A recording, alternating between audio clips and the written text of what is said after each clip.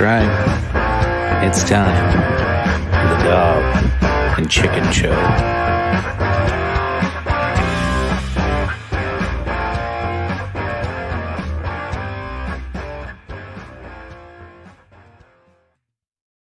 Welcome back, ladies and gentlemen. We have another edition of Dog and Chicken Show Live, brought to you tonight by multiple liquors between multiple people. This should be a good time. We got plenty of fake news, real news, arguments, and a lot of Phil probably yelling. He does not like the new program we're using, which that'll be fun to discuss at further detail. So without further ado, let's introduce tonight's co-host. We got Phil and Tony in-house with us. Let's bring this out. And my brother Lynn as well. Phil and Tony, jump on in, fellas. As if we need any introduction. Welcome, one and all, to the Dog and Chicken Show Extreme Edition. Live. Yes. Welcome, one and all. I am the devilishly handsome outlaw himself, your king of extreme, Phil KOE, joined by my indomitable broadcast partner, Tony fucking G. Tony fucking Two Belts. Like, share, subscribe. Like, share, subscribe to Rev Res Pod, Revolutionary Wrestling Podcast. Like, share, subscribe to the Dog and Chicken Show. Get on the motherfucking Patreon, for God's sake, as I've discussed to no end. For $1 alone, you can see us raw, uncut. $1, Phil. 99 pennies plus one more. Plus just one more. Plus just one more. 100 cents. That's it. To listen to us uncut talking horrible, dirty shit. And I actually just today finished up listening to part 3 of episode 40.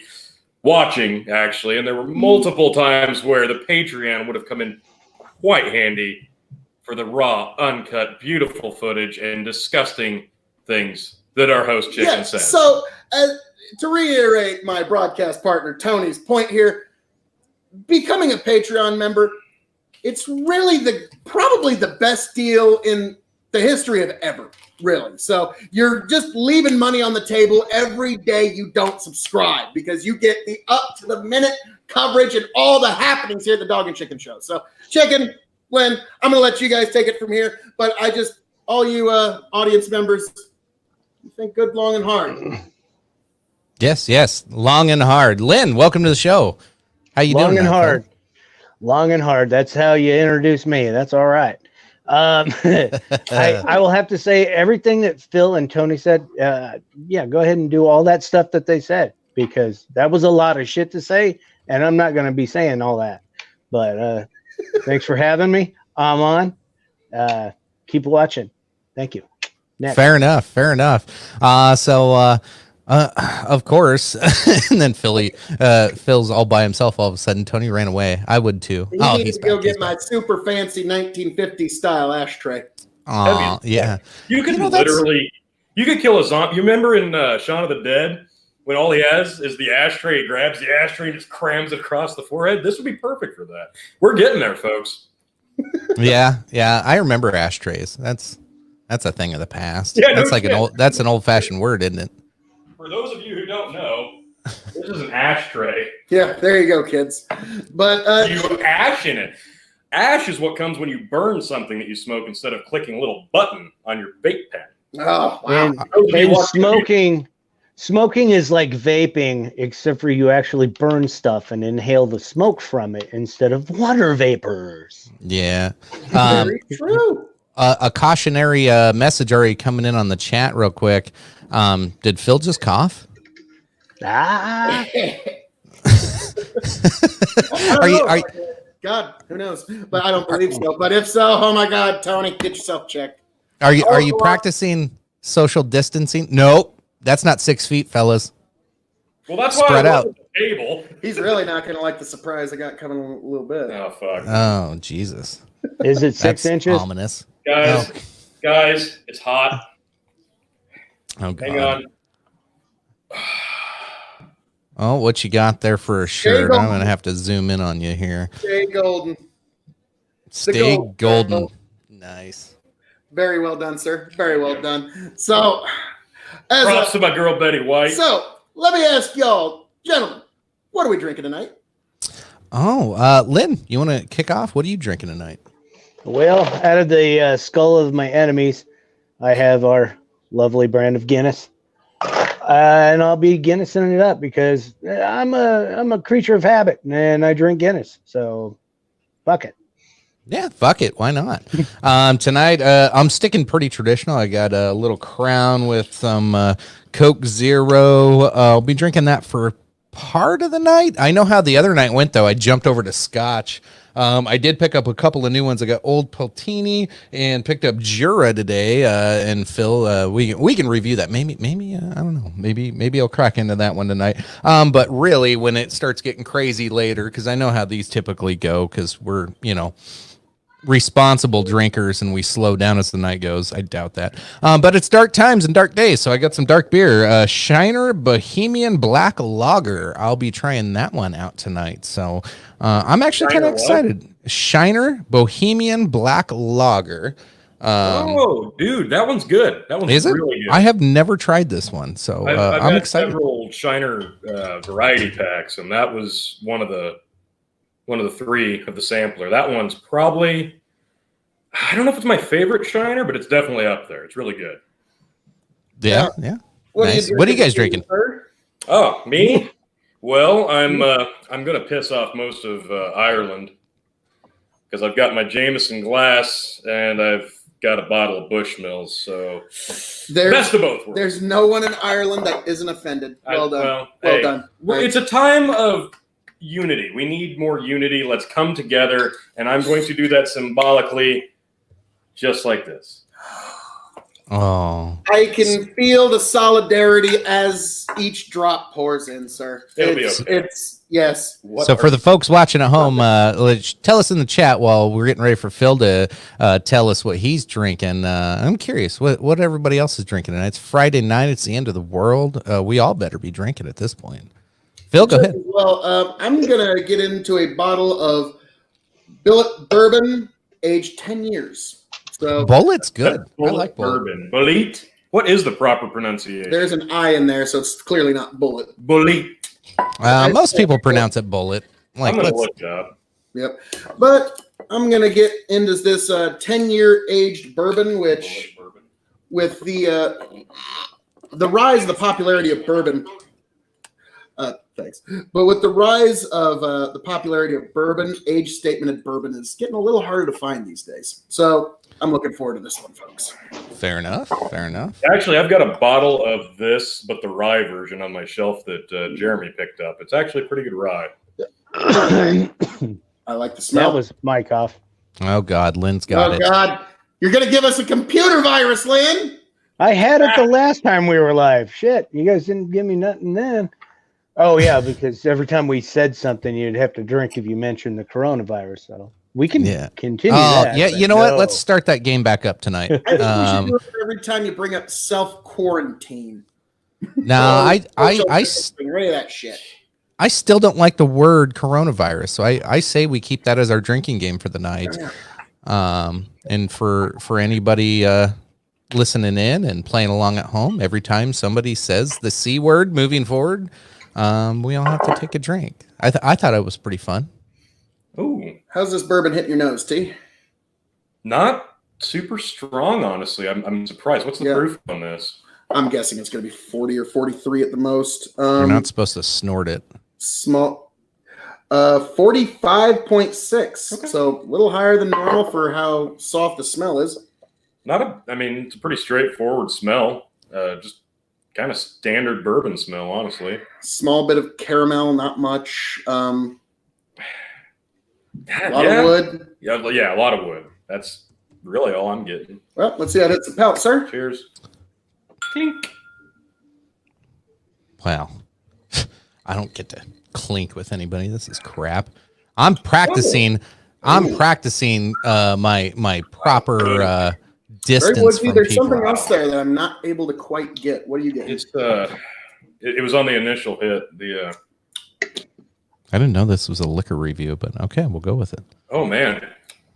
No, you only get the best with. I think you were right with the caramel smell. I got an initial sweetness, and then it dissipates, and that's wood. Wood, just straight wood bourbon. It's very wood with a little bit of sweetness on the front. So not a lot of after. You know what?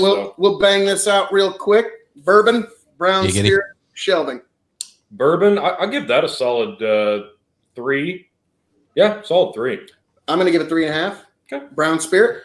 Brown spirit. Honestly, I think I'm going to go 3 as well. I think you could mix that. It's good, neat. I think it'd be good on ice even. I think you could mix that really easily with about anything. 3.75 is brown spirit. Okay, you know what? I'd probably be more reserved, but that's fair. That's And top, middle, bottom. that for me, that's a middle.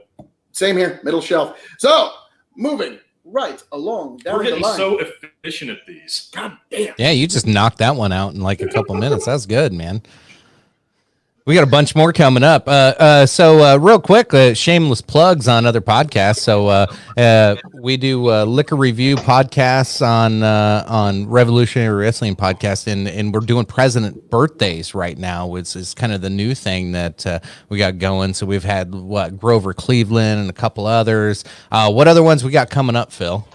Actually, at the end of this month, we've got on the 29th, we have Monroe. Yes, the doctorate is in.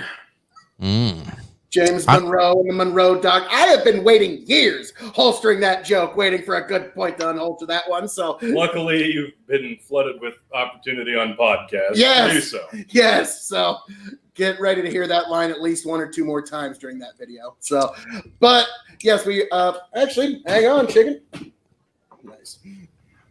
Oh, Phil's. Fix it. Phil's jacking up his own camera view right now. I'll give I'll fix Tony a it. minute to fix it. In the meantime, check out Revolutionary Wrestling Podcast on YouTube. Phil and Tony, of course, if you're a pro wrestling fan, dig in and do some predictions, have some fun.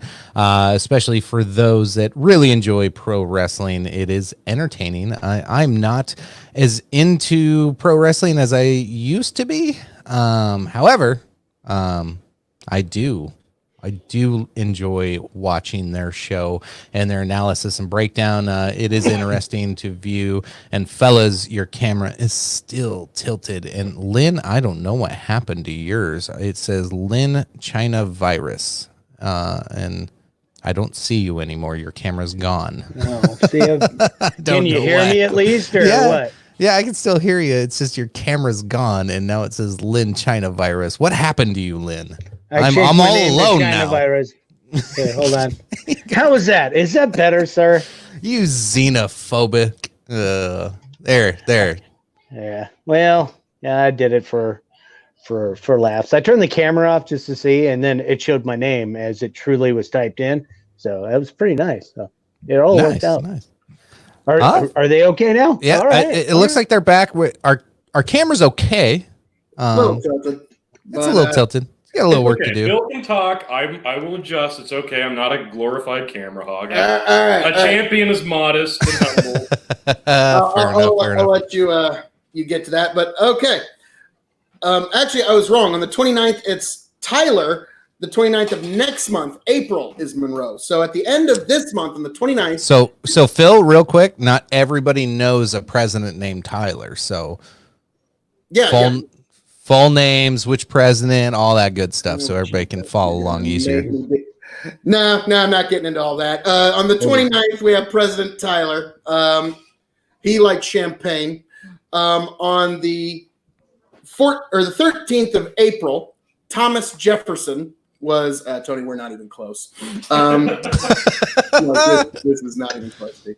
Don't worry. I got it. You go, boo. All right, Jesus, no, I don't need to be called that by you. Liar.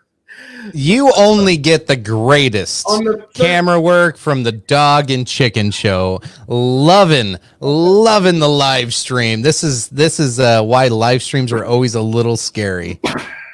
Anything could happen, And even an shit's earthquake in falling Nebraska. Shit's falling apart at Castle KOE. I want to just like help. You two right. talk for a minute. Yes, we will talk for a minute. We Okay. Well, while they get that shit figured out, I got them kind of muted in the background right now. So Lynn, we touched a little bit on conspiracies. last week and wanted to jump more into that, and you elected to dig into them a little bit. I know you haven't researched in depth by any means. I have. I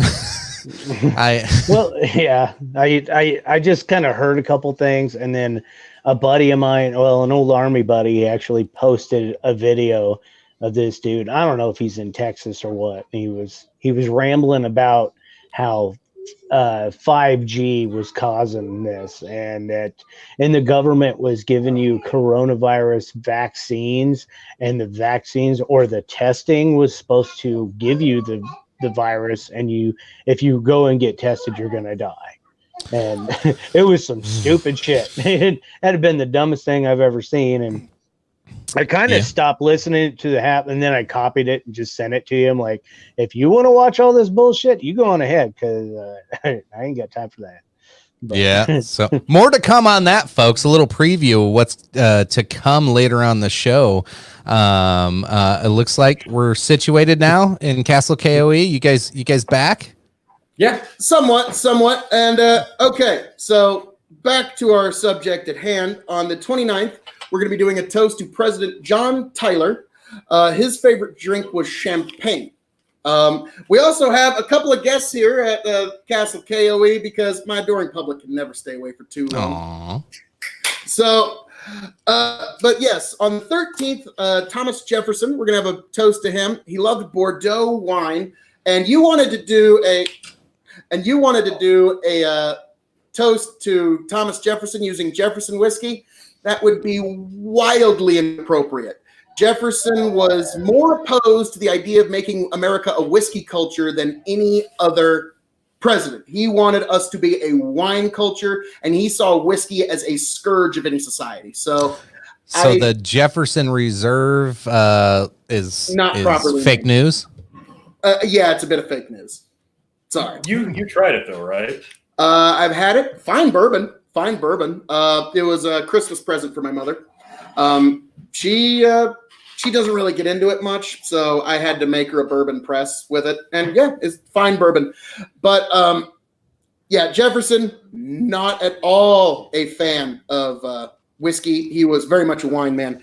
For President James Buchanan, he loved sherry, so I got us a bottle of Olosoro cream sherry, so we can try some Olosoro sherry, because we've been having enough spirits that are aged. Yeah, all the sherry cask stuff that we've sampled, it's probably high time we sample some actual sherry.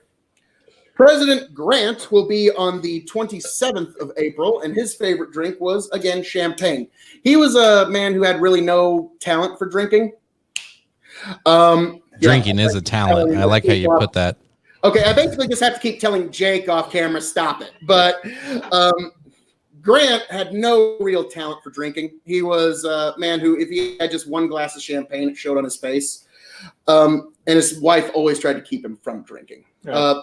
Monroe, at the end of April, the 29th of April, he loved Burgundy wine. He was a very good friend of Thomas Jefferson's, and there was a correspondence between them where Jefferson basically gave one paragraph of, hey, congratulations on your win as president. Now let's get down to the wine we need to order. And the next 5 pages of the different types of wines that Monroe should order according to Jefferson. Okay. That's what's coming up on April. Fair enough. I like it, fellas.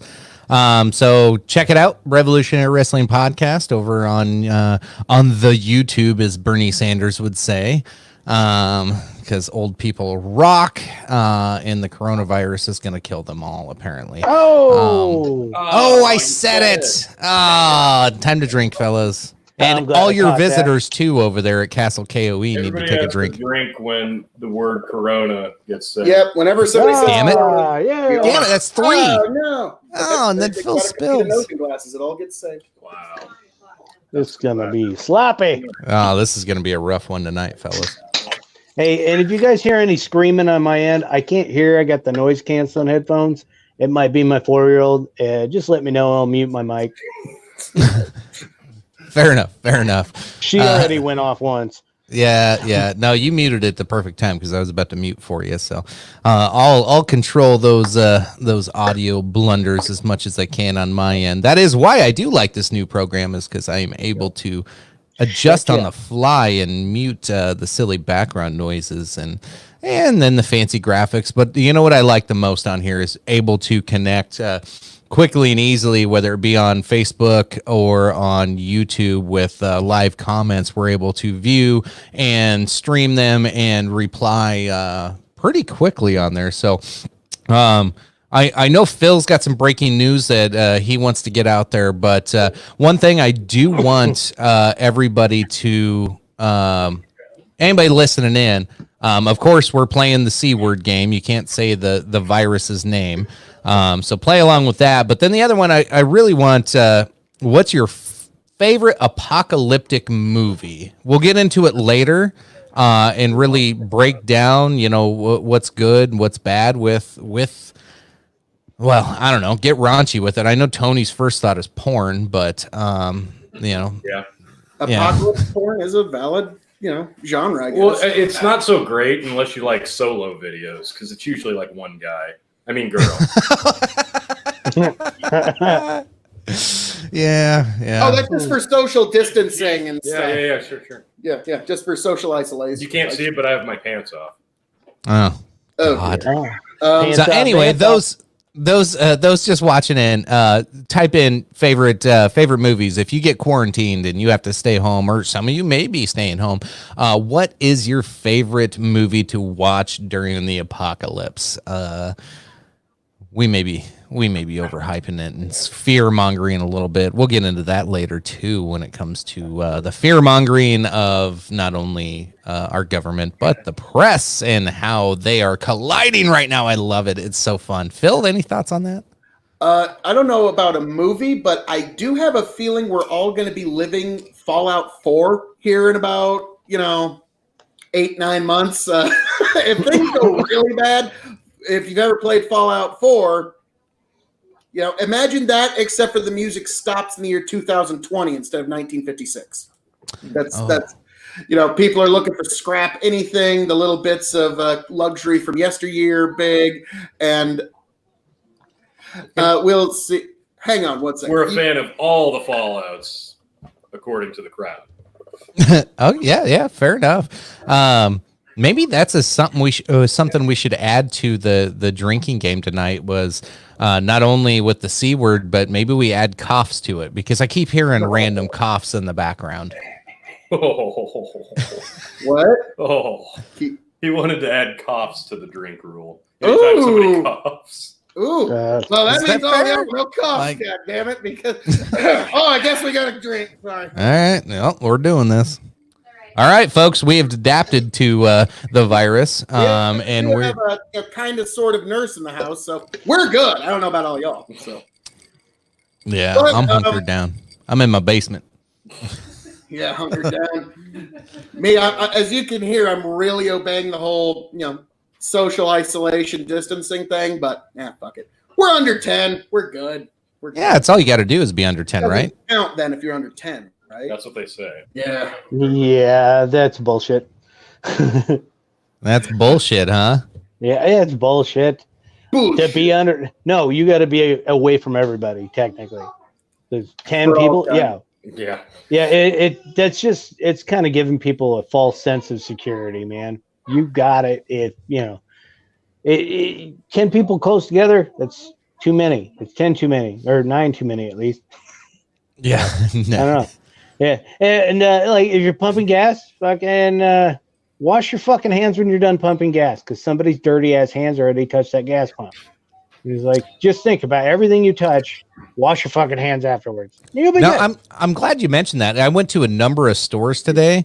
I was out and about quite a bit. I gotta do some background muting here, but I was out and about in quite a few stores today, and like I never had this like social awareness of like things that bother me a lot, and one thing that was bothering me today is every time I would insert my card into one of those debit readers, and then punch in my pin, and I'm like, how many people touch this damn pin pad?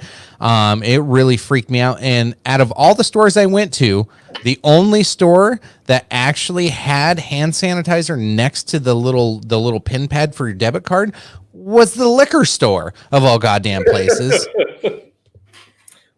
Well, I mean, it Like, does have alcohol in it, doesn't it? So But no, that was really concerning because that was probably the least traffic place I went to. Like, I went to all major retail stores pretty much throughout the Sioux Falls area, and none of them had sanitizer sitting next to that damn pin pad. And every time I punch in my code, I'm sitting there going, "Oh God, why?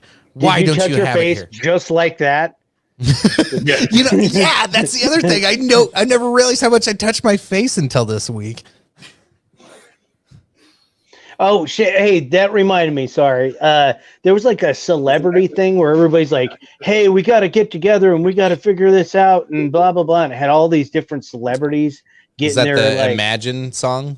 I don't know. No, it wasn't a song. It was a commercial on like CBS. And at the end, there was LL Cool J, and he does his trademark. And I'm like, motherfucker, really? Love it. He's talking. They're all like kind of talking about what you're supposed to do, and he touches his fucking lip.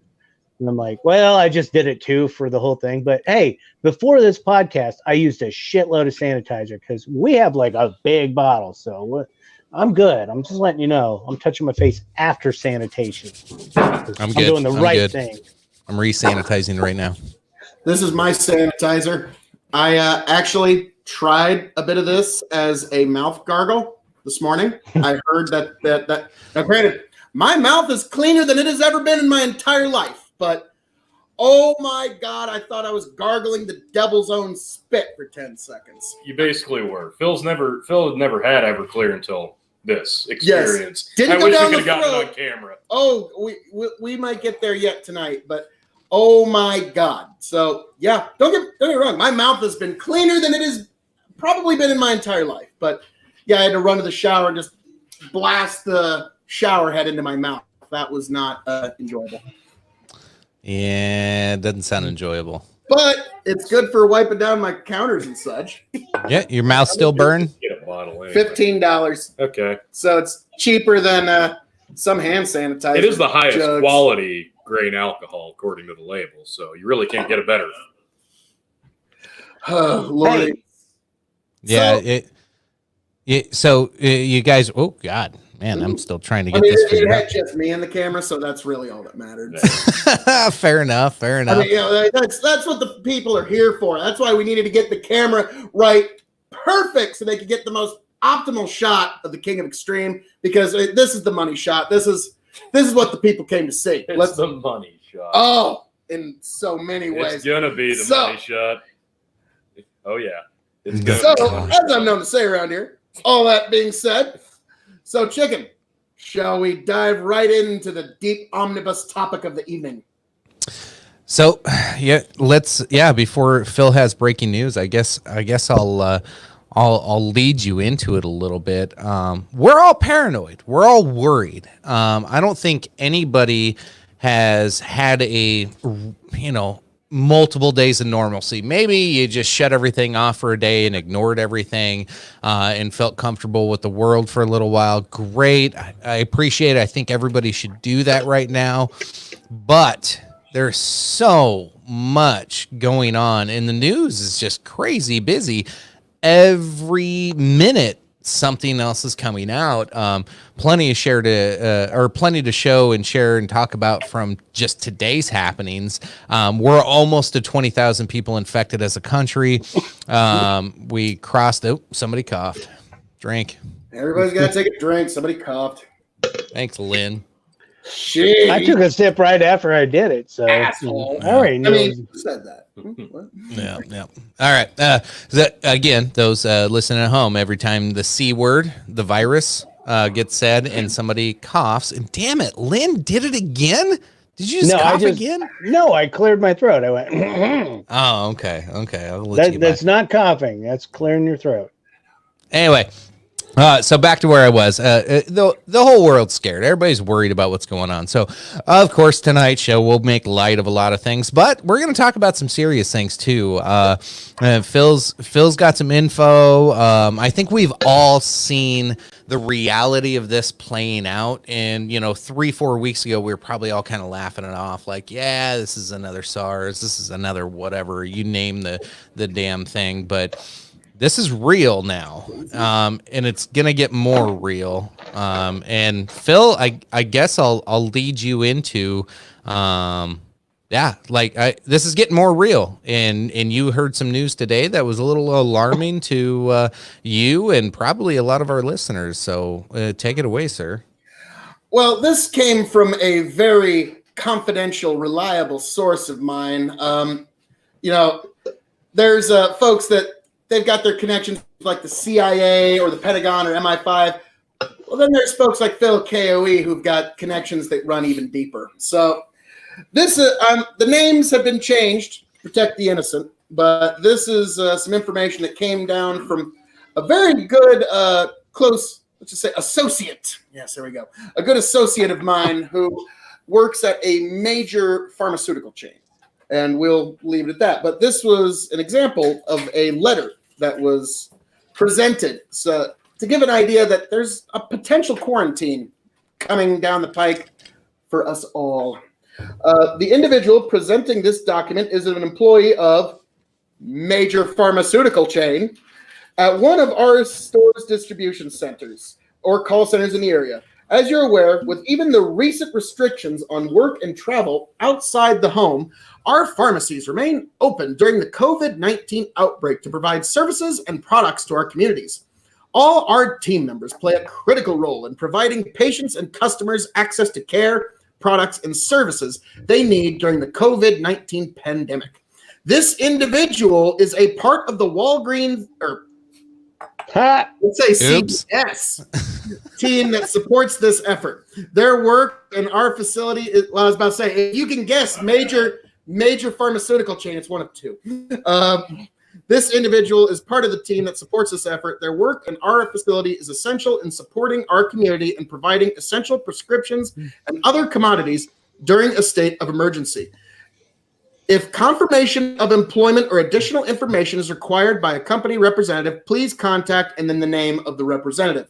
So this is a letter that a lot of healthcare and people that are in essential services are starting to get.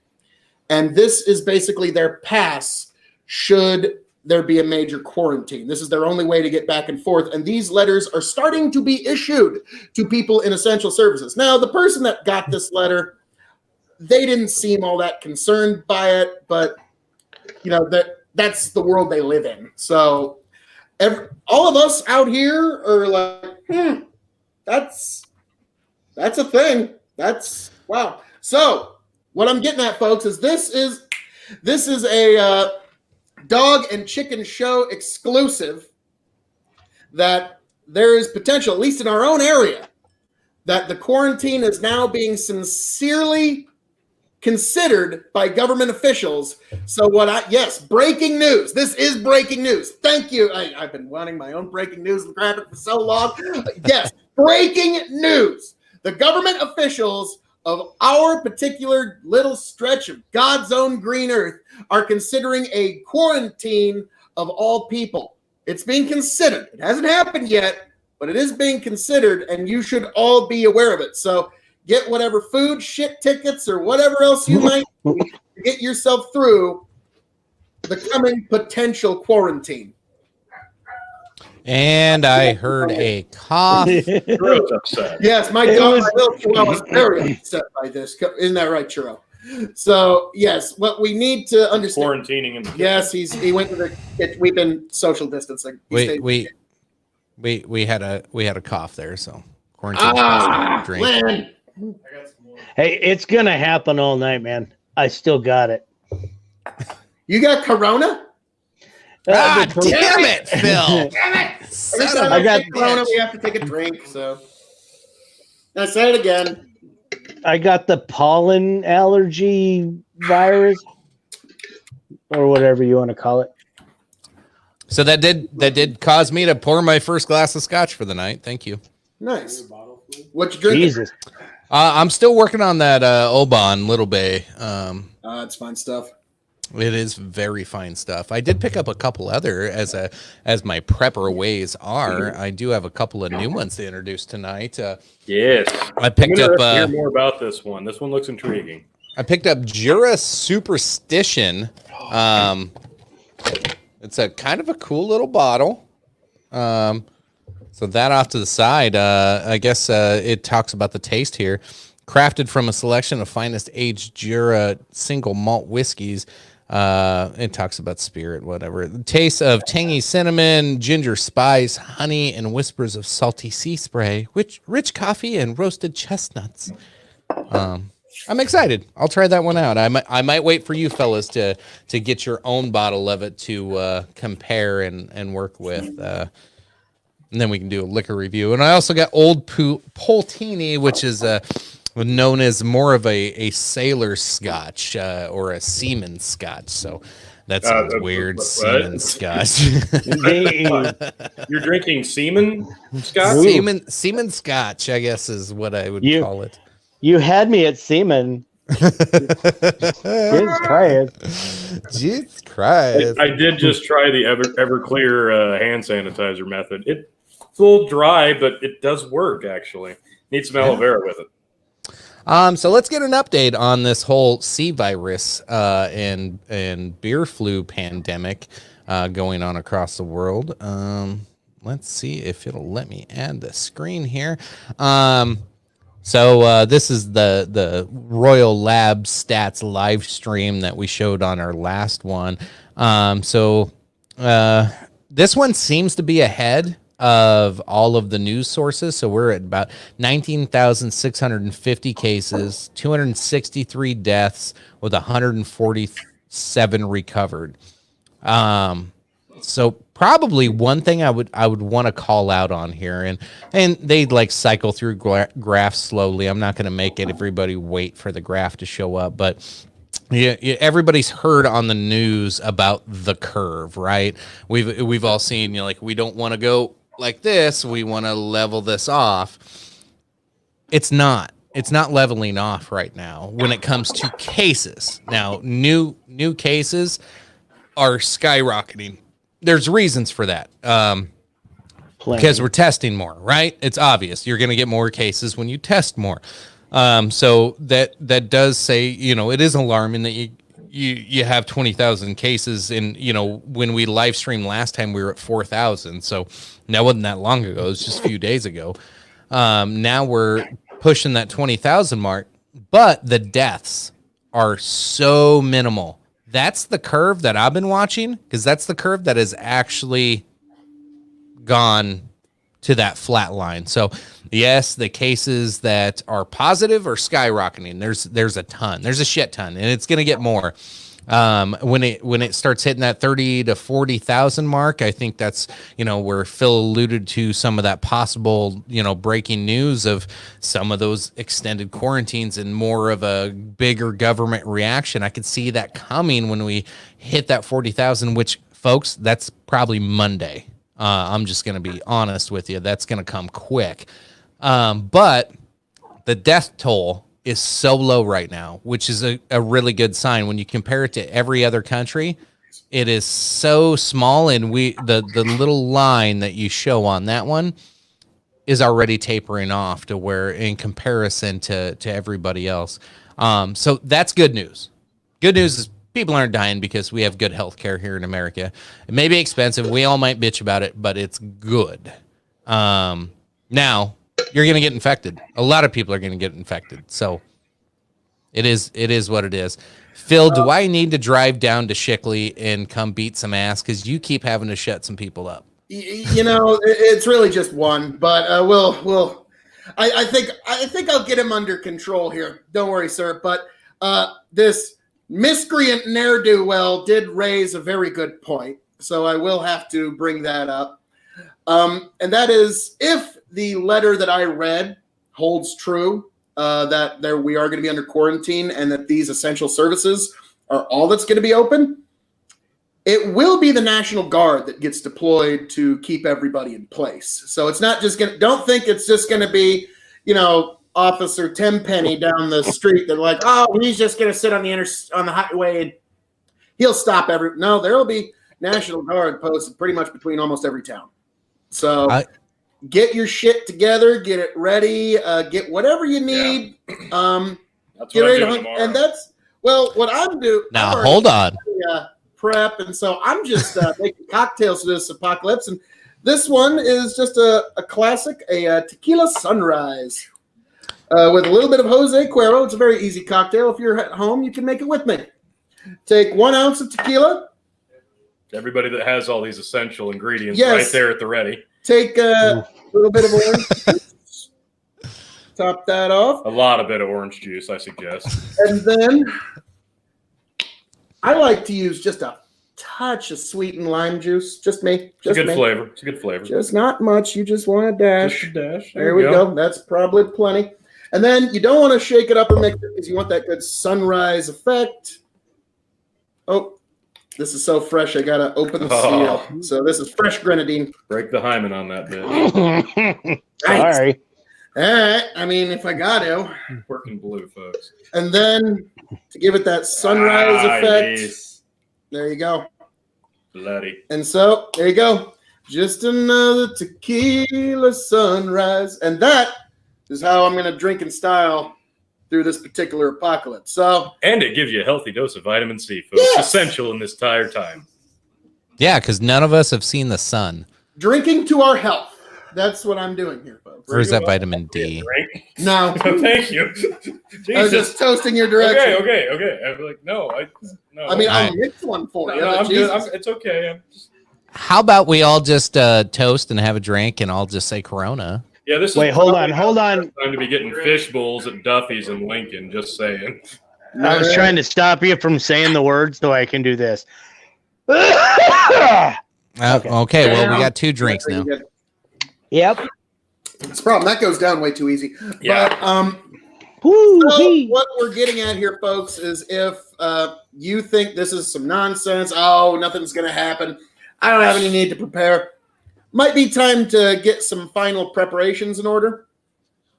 I'm doing that tomorrow. I'm going to hopefully go up to York and get the last minute, multiple week essentials and get some stuff that'll hold up on the shelf. And I was actually thinking about it. I'm like, am I a dick if I go into a Walmart or a grocery store wearing gloves and a mask? Like, everybody's going to look at me funny, but I think I won't be the only one. I think it's understandable at this point. Like, you don't have to feel weird about it. Protect yourselves, protect others, be safe, do everything you can to prevent the exposure to others for your own sake and theirs. I think that's fair. It's good to call that out because I've seen a lot of shit Facebooking going on of people making fun of people all like wrapped up and I get it. Like in normal day life, it would be really, really hilarious. But some people really need to take this serious and really need to hunker down. But I do want to bring in, we got a special guest coming in here just to kind of give us a rundown on today's environment and what we should all be doing. And I don't know, maybe at the end of the day, give us all some laughs and some joy, but hopefully give us a better idea and understanding of what you all should be doing every day. Jeremy, welcome to the show, buddy. How things going? I see what are you wearing? I got my containment suit on. Had to run to York, get some beer, and can never be too safe, right? I mean, we were just talking about that. So got a lot of weird looks, but yeah, it's okay. So did you actually wear that into the stores? Oh, hell yeah. Where did you get that? I had this when I worked at Pioneer. Did some chemicals, so got a full containment suit out of it. And for how many years I've had it, look at that. It's coming to pay off. Hell yeah. I just need What'd to order you use for a mask? need to order a mask now. That's all I okay. need. Yeah. So welcome to the Bullet show, does Jeremy. nothing. I gave you a bit of an assignment. Like, what movies do you have for us? Like, were you able to come up with a list of like 3 movies you just have to watch during a quarantine? During a quarantine, 28 Days would have to be on there. Oh Jesus, no, that's awful.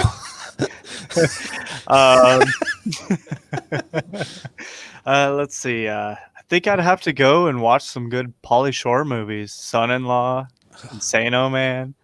Biodome. Yeah, that's all of them. Biodome, yeah. Yeah, Biodome. That's all 3 of them. That's all 3 of them. Okay, all 4. You know that classic with Andy Dick? Yep. Yeah, in the army now. Oh, yeah. Yeah. What was he an Son-in-law. elephant drop? Son-in-law? Did you say son-in-law? Because Yeah. Yeah. I remember the fuck out of son-in-law. That That was was a great one. I think Yeah, that was Pauly by Shore. far Remember his him? best Yeah. film. Actually, not really. Yeah, Pauly Shore's of that generation and era now that if he tries to hit on chicks, he's like, hey, who wants to squeeze at the weasel? It's like, Ah. you. Your mom Breeder. remember me. Your mom totally remembers me. I love the comment coming in. Cooking meth with Cooner. Yeah. it's breaking Cooner. Heisenkooner. Isaac Cooter, yes. I love it. That's fantastic. What other movies you got, Cooner? You named 28 Days and Pauly Shore movies. What else you got for us? I think I'd have to go with you know what? The other day, The Wife's Never Seen Waiting. So I might throw that on there. You know, that's not bad. Now she understands why I'm so nice to waitresses when you're ordering food. Yeah. That's a good old classic right there. Yeah. Who wants to play the game? Who wants to play the game right now, live? What game? Oh God, no. I'm about to shut Can I Tony's give you the camera off. Batwing? Oh, I'm about to shut his camera off. I was about to say, can we just mute Tony somehow? Is there a way to do it? You usually try to mute me just by your voice, and it usually works. I have no idea what you're talking about, sir. All right, Phil, Tony, what questions you got for Jeremy? He is our quarantine expert and flu preventive expert for the night. So, what questions you got for him? I think the most pertinent question is obviously, how do you make the meth blue? Honestly, it's just you throw a little Smurf blood in there, and I mean, that's where it really comes from. I mean, that's that magical hit to it. Okay. Huh. You know, the Smurf blood. I would have never thought of it, but thank you, sir. Thank you. My main question for People you caught on is, to the die. how hot or how sweaty are you and all that get up? The temperature is going up right now. Especially being home now. So it was nice and cold outside, but being sometimes in the home right porch now, jacket gets a little warm, so I open the door. I can only about imagine you got a whole rubber suit on, dude. if anything, I don't see why these things aren't working to get rid of the coronavirus. I mean, fuck, you feel like you could sweat it out in this. He said it. God damn it. Hey, I love all the fake cures that we're now getting for Steve Carino virus. Oh, nice. Yes. I like Beer flu. new Ooh, fake that's cures. Like one that I heard is 80 degrees kills the coronavirus. I'm like, no. The body is 98.6 degrees. If that was the case, we would never even hear about COVID-19 Steve Carino virus. here you go, Jeremy. But I do like some of the other fake cures. I've heard colloidal silver. That's one that people who are into that stuff, they swear it's the cure for everything from the common cold to death itself. So I've heard that people colloidal silver, that'll get rid of the Steve Carino virus. And so I've heard all kinds of nonsense. And really, I got a good friend just off camera that's just like steaming hearing about these like fake cures. It'd be like if I was dropping like anti-vax jokes or something like that, just like boiling over like a tea kettle. It's Come on the camera. Yeah. Come on. To add on to that, Phil. Welcome, Miss Ratchet. Welcome, Okay, who we got here? Miss Ratchet. How are we doing, Miss? No, I was What? just working with her a little bit All right, ago. all right. Real quick. Hearing about these fake cures, and we've got our approving, happy studio audience. Couldn't be more overjoyed. All right. Introduce yourself to the folks at home. I am Nurse Ratchet. Nurse Ratchet. How do you spell Ratchet? However you want. Okay. Well, I'll just fucking spell it then. All right. But she is a Welcome to the show. esteemed and exclusive member of the Revolutionary Wrestling Podcast. So we're loaning you a cast member for tonight. That's Check not it. how you spell ratchet, is it? I just fucking typed in. She said, spell it how you want. So I did. But so Your tag's showing Nurse Ratchet. Oh God, he touched her. Jesus. sorry, you got my corona. Jeremy, you got an extra suit? I might actually have one. You know, Nurse Ratchet, when we were talking about fake cures, I'm sure you've actually heard a couple. What's your favorite fake cure for this that you've heard? I think you had a bottle of it up here. Oh, yes. Tito's. Just hard alcohol. Let's see what the alcohol content is on this. 190 Yeah, proof. it's all the proof. No, 190 proof. So it's roughly 80%. Okay. 70 to 90% is what people are mixing with aloe to make their own hand sanitizer. So I'll give it a half a star. Okay. Out of how many? 5? Yep. Oh, okay. All right. Hey, And hey, can you add essential oils for the proper scent? Oh, don't get me started, dude. You're not a fan of essential oils? I mean, come on. We all want to Yes. smell pretty. And hey, but essential oils will cure everything. essential. But so, Nurse Ratchet, as somebody that is really, let's just say, the head of the entire medical field, like, Okay, we'll go with that. so what would be your advice for folks in this given time? This given time, anytime. Wash your fucking hands. Isn't that amazing that that's what's come from this is people are learning to wash their hands. What are your thoughts on that, Nurse Ratchet? I'm sorry, you lagged. lagged out. I Yeah. didn't hear you. No, I'm just fascinated that this whole thing is brought up that people just now are learning that when you wash your hands, it takes 20 seconds. Like you actually have to wash your hands. It's not a rinse off and wipe. Like, what are your thoughts on that? Is it fascinating to you? It is to me. To me, it's Really? Shit, I haven't washed my hands in it's 15 juvenile, years. really. I mean, it's common sense. Sing happy birthday while you wash your hands. It's common stuff that we were taught in kindergarten. I mean, common sense, people. You must have went to a good school. I don't think any of us did. I Private school. I sing Pantera's Walk when I wash my hands. Now, on a scale of 1 to 5 stars being the most, being zombie apocalypse being brought to us by a meteorite that's going to destroy the planet. That's 5 stars. That's 5. Okay. Scale of 1 to 5 stars. What do you rate our current Steve Carino virus? Ooh.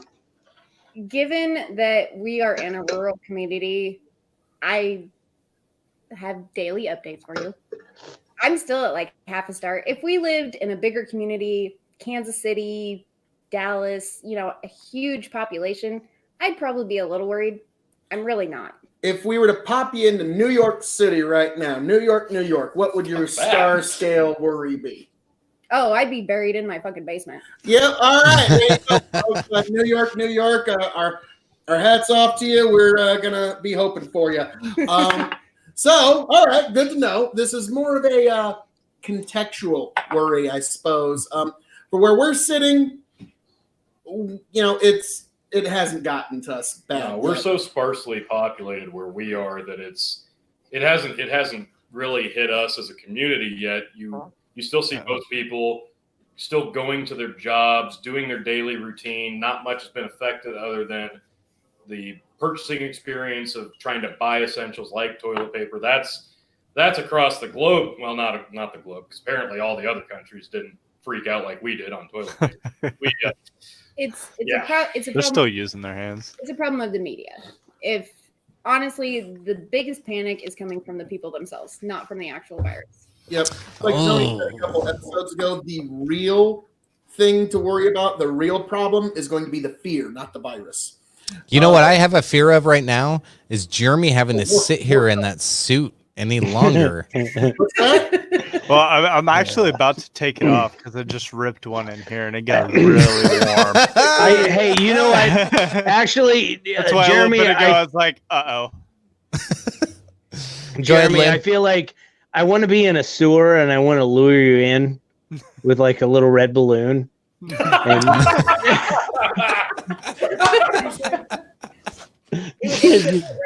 you look like Georgie. You do kind of look like Georgie. Jeremy, do you want a few minutes to go step out of your suit and then rejoin us, sir? I will. All right. Thanks for thank joining, Jeremy. We'll see you in a few minutes, maybe with some proper clothing. Bye, Georgie. Yeah, after you towel off all the sweat. Yeah. Go shower. So there's stretch it. Is there anything that you would recommend people stock up on now while they have the opportunity that they might not be thinking of? I mean, really, it's going to be your non-perishable food items.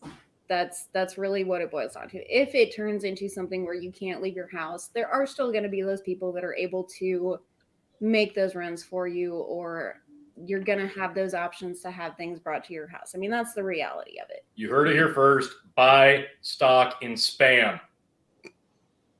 You're not wrong. Wait. Okay. So what you're really trying to say, I think if we parse through it and really read between the lines, is people need to panic buy and hoard even more toilet paper. I will kill you all.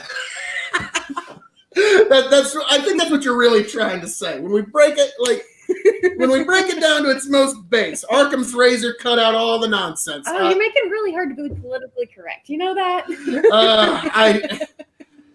That is the finest compliment anyone has ever given me, miss, so thank you. But I will say, so non-perishables, that's what you want people to stock up on. Maybe quit freaking out on the shit tickets, maybe.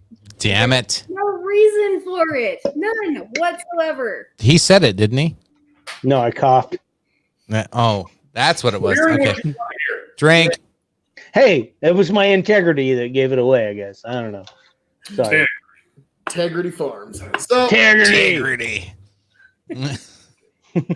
Everybody at home's like, God damn it. I'm a bearer of unpopular truths. I'm sorry. You know, I've always believed better a cruel truth than a comforting delusion. So I'll drink to that. thank you. So we've got a couple of non-essential items that are being bought now. And we've got a little chitter chatter over here. Is there something you'd like to share with the class? Come on. But so, anywho. Well, no, but that's because the stigmas of like not just the media, but TV shows and movies, like he was mentioning Supernatural, TP was considered gold. You know, we're talking currency. There's so many stigmas with movies, television, not just the media hyping this up.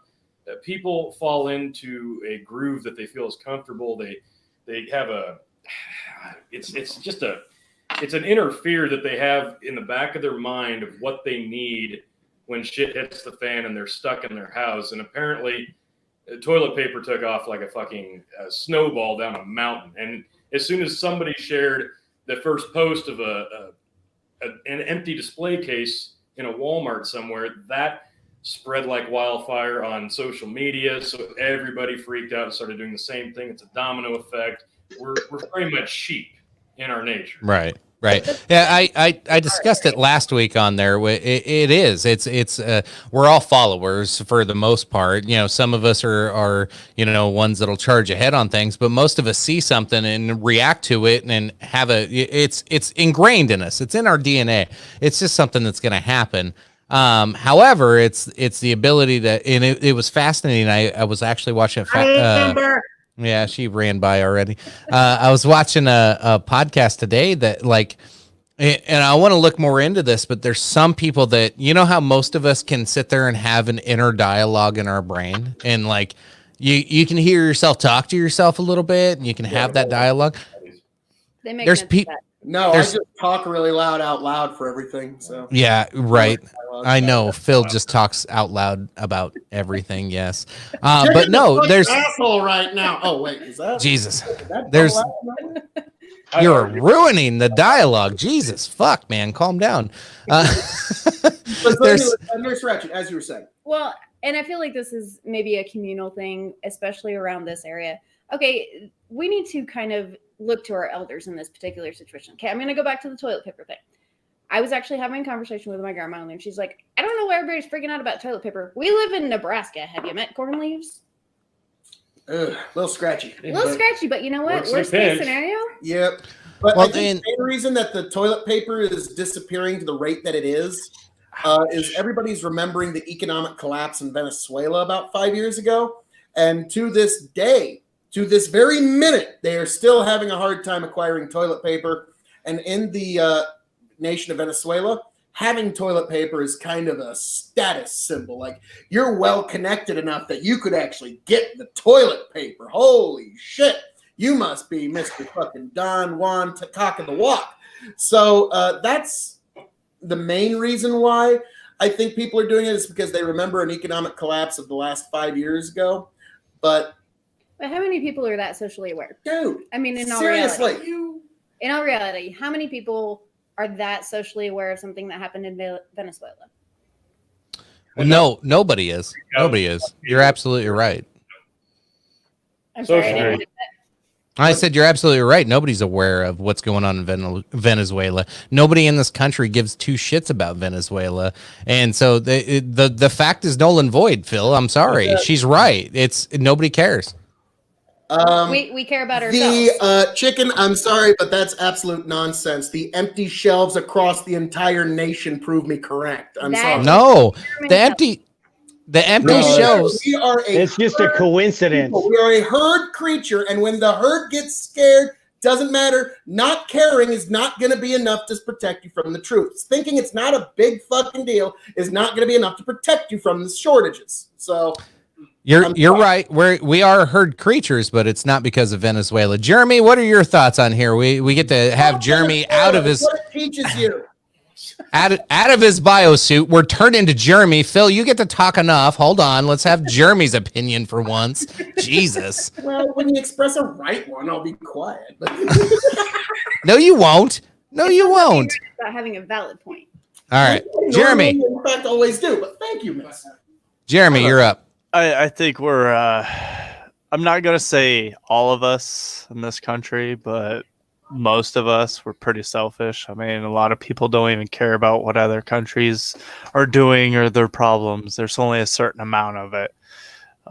People that are really mind deluded, I mean, and just live in the society they live in. I mean, that's, most of all of us, and they don't care about what other countries are doing. There's only a certain amount of people that do. No, I agree with you wholeheartedly. Like, I think we're ignorant to the fact of what's going on in the world. Lynn, thoughts on it before we jump back over to Phil? As far as like what other countries think about us or what we think about other countries. No, like Phil's like trying to tie this toilet paper scare into Venezuela, but most of us couldn't point Venezuela out on a map. Yeah, Venezuela is kind of a stretch. Irrelevant. I just want to say I think the whole toilet paper scare thing kind of started because people are reading that China's first thing they ran out of was toilet paper. So they were like, "Ooh, they ran out of toilet paper. We need to go out and get some." And that's kind of how that shit spread. That's my theory, and I'm sticking to it. Yeah. All right, Phil. Well, first of all, I get what you're all saying. Like, who cares about Venezuela? Nobody can point that on the map. completely irrelevant, has no bearing on the point that I'm making whatsoever. What is the point you're making? Hang on. You muted me a second ago. Let me get this point out. When the herd has fear, they are going to move in that direction. This isn't just Venezuela. In England, jolly old England, Scotland, Ireland, Germany, the toilet paper is gone. They are not able to get it there. This is a worldwide fear. The idea that this is, that's just little Venezuela, and that doesn't matter. Irrelevant. I'm sorry. This is now what the herd has deemed is what we need to fear. So my quick thoughts, I talked to my mother the other day. She's an elderly woman and somebody you might actually have to worry about in this whole pandemic. And talking to her on the phone, I just kind of did the, hey mom, you okay? Do you got TP? You got supplies? You got everything? She goes, why does everybody ask me if I have toilet paper? I have cloth. I can do laundry. I don't give a shit. So, it's sensible, right? If you got to wipe your ass, you got to wipe your ass, and you can do your laundry. You got bleach, you can clean it. Like, what did people have to do in the Depression? You think toilet paper was in an abundance in the 1920s? Like, what the fuck are we doing? Disposable diapers or non-disposable diapers. Sure. My first child was in non-disposable diapers. For how Yep. long? Long enough. My son was in them for months. That for the first one, and they're like, okay, fuck that. But, I mean, I'm just saying, I was one of those organic parents. Well, you'd have to find the right food to feed the kids so that they're all hard stools. Holy shit! It was breastfed. Oh It was God! breastfed. Ew. I like the whole idea. You just take a shower, drop it in your hand, throw it in the toilet. I don't know about that. Hey, take a shower, just cup your hand, drop it in the hand, go outside the shower, drop it in the toilet, clean up. That meme. That's it. And you've done that. No, he saw When I was me. a kid, I did the waffle stomp. Oh, The waffle stuff. Yes. Fantastic. How'd that work? What kind of drain you got? I don't know if I think I was like 5 years old at that time, so we don't know how that happened. Riddick's Well, my if you- favorite friend. If you got a fish tank, What it would take to put a flusher on the tub drain. yeah, say if you have a fish tank, you got a net. Say it. So if you got a net, then you can just go take a bath in the bathtub, and then you just let it I like float this up to the top, and then take a net. Has anybody heard of a sit Well, the step? best part is the net's right by the 3 seashells you can get. what So now? Yeah, the 3 seashells. Hey, nobody knows how to use those. Sits bath is? Yeah. What's Nurse Ratchet talking about? One. It's like a hammock. It's kind of like a water fountain, but for your nether region. Yeah. It gets you nice and hung up, and yeah. Talking about a bidet? I thought, I was about to say, I thought that was called a bidet. Well, not for an infant. Oh God. I'll say a kid's gonna turn that on. It's gonna hit him right in the face. Like, oh, what's this cool dial? Just bam, fucking now, Super I Soaker get what you're 2000 right in his toilet face. paper even really all that essential? Who really even needs toilet papers? Where we're now getting down to in this discussion. 2 months ago, the idea of like, shit, you might need to be ready to live life with no toilet paper. You would have laughed at me in the face and said I was a crazy person and you need to get sober, Phil. Oh, we would have stolen all the toilet paper from You the need Houston to motel. put this stuff down, Phil, if you think we're going there. And so Verbatim, what's more But here we important? are. What's more important right now? Toilet paper, or hand sanitizer. So real quick, I finally found the graphic here, so that hopefully you can see this on your screen. When I talked about the curve, so our infection curve is like way up. The infection curve is way up, but here's our death curve is super low right now. So as panicky as we get with the curve going up, hopefully that death curve stays low. That's the one I'm really paying attention to when it comes to infections. We're going to have a ton of more infections. Like that's a reality. We're going to hit 50, 80,000 people probably in the next month and a half. By the end of the weekend, we're going to be close to 25,000. There's going to be a lot. 30,000 on Monday, maybe Tuesday, but the way it's going, that's where we're heading. Now, I don't think we're going to slow down the infection rate, but the death rate is what we're actually succeeding at. And I don't think that's where anybody's getting any props in the U.S. for. Everybody wants to berate our president and our healthcare system for people being infected by something they didn't know they were infected by. Like, I don't think that's anybody's fault. And then you have all these people just getting tested. How many celebrities got tests? Like, Yeah. They have no symptoms, and they're like Facebooking and doing live videos. Like, this is fucking getting stupid now, and they're almost bragging that they have coronavirus. Oh God, I said it. Drink. Yep. I really want to play a devil's advocate for a minute. Okay, I'll something she really wants. I know. I can see the facial expressions coming across here. So two things I have for you, nurse, is. Am I wrong? Come Monday, Tuesday, are we at 30,000 people with confirmed cases? You're talking and two, am I wrong on the death rate that we're doing well on that? Tony coughed.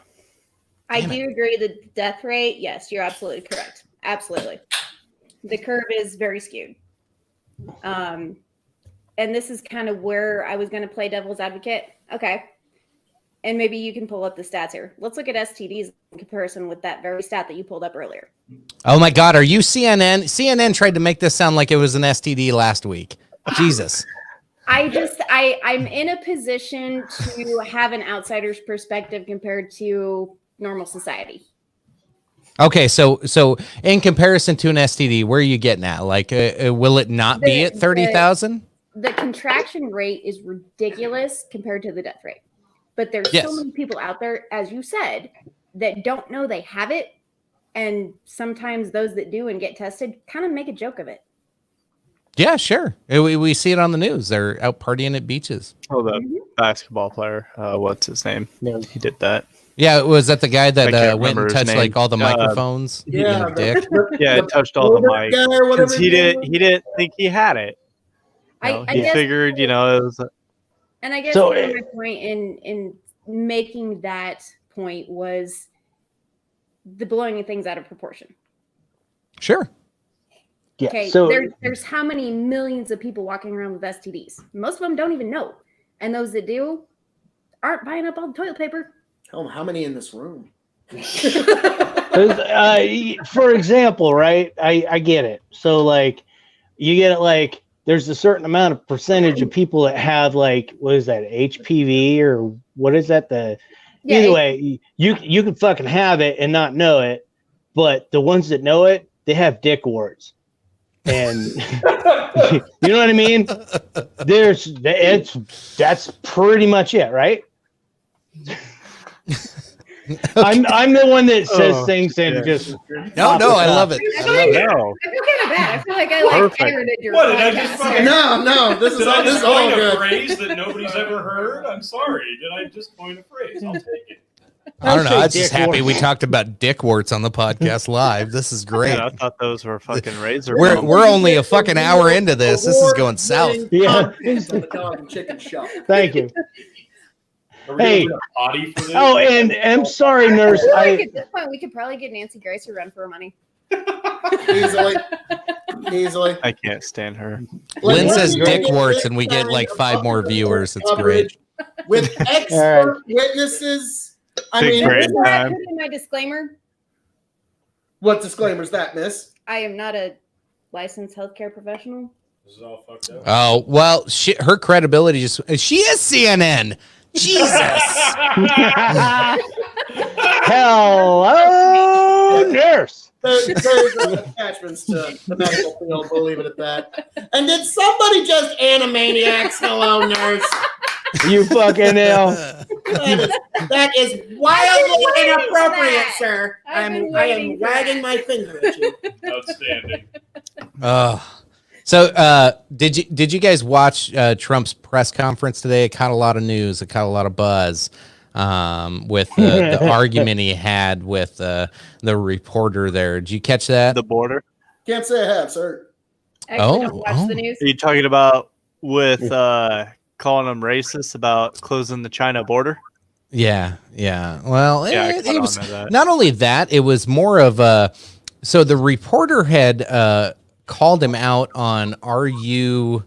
Oh, I hear an China echo. virus. Somebody got the shit in the background there. Maybe I'm Literally the only one with an first time echo. Nobody's talked in how No. I No, know, I kinda right? hear it. Maybe it's I just the kinda hear it. silence. Kicking all off. of a sudden. all that audible silence. There's not a caterwauling of noise jumping around Oh my everywhere, God. so he doesn't understand. No. So anyway, it was Donald Trump was asked a question, and it was more of a, with your optimism, is your optimism overplayed so much to where it may be hindering the American public? And like, he got pissed, rightfully so. Like, you're being optimistic as the leader of the free nation, saying, hey, I think this could work. And then a reporter goes, is your optimism going to cause false hope? And like, he got fucking mad. Like, I don't want to talk about the president. I mean, I don't blame him. Well, I mean, again, we're in the middle of a national crisis. God fucking forbid that the president tries to keep the hopes of the nation up a little bit. And God fucking forbid the media actually try to help out for a fucking change rather than those despicable fucks trying to do everything they can to try and piss off as many people as they possibly can or get them as scared as they possibly Well, the can. media already bought all the stocks in Charmin, so they're just raking in the Yeah, cash so- now. And you Big know, Pharma. Yeah, So, you so know, that was well. so that was a CNN reporter, right? we'll get to that one. So I'm gonna pop that up. was a CNN reporter, correct? I believe so. I'm gonna pop up Yeah, the video it was. real quick. Bastards, traitors, every one of them. Okay. I'm going to It's step good. out for a minute. Yeah. Thank you So- for your contribution. Goodbye, Nurse. Round of applause for Nurse Way to go, Nurse. Way to go. Thanks for Nurse. being a part of the show, Nurse. All right, we're gonna watch the video. We're all gonna be muted during this portion. coming shortly, but let's get to this video. Sure. Okay, I have to mute you all during the video to avoid the echo issue we had last week. So apologize, folks. And we were gonna pop up this video, and this is fascinating to talk about when we're done. It's about a 4-minute clip. Bear with us. I know some of us are not big Trump fans. Some of us don't like to listen to the guy. But here is the full interaction. This is not edited, to my knowledge. I believe this is the full conversation and what he had. And this is what we're going to be talking about. And everybody's dancing but me. And I gotta do something. This is fucking weird. Anyway, here we go. Without further ado.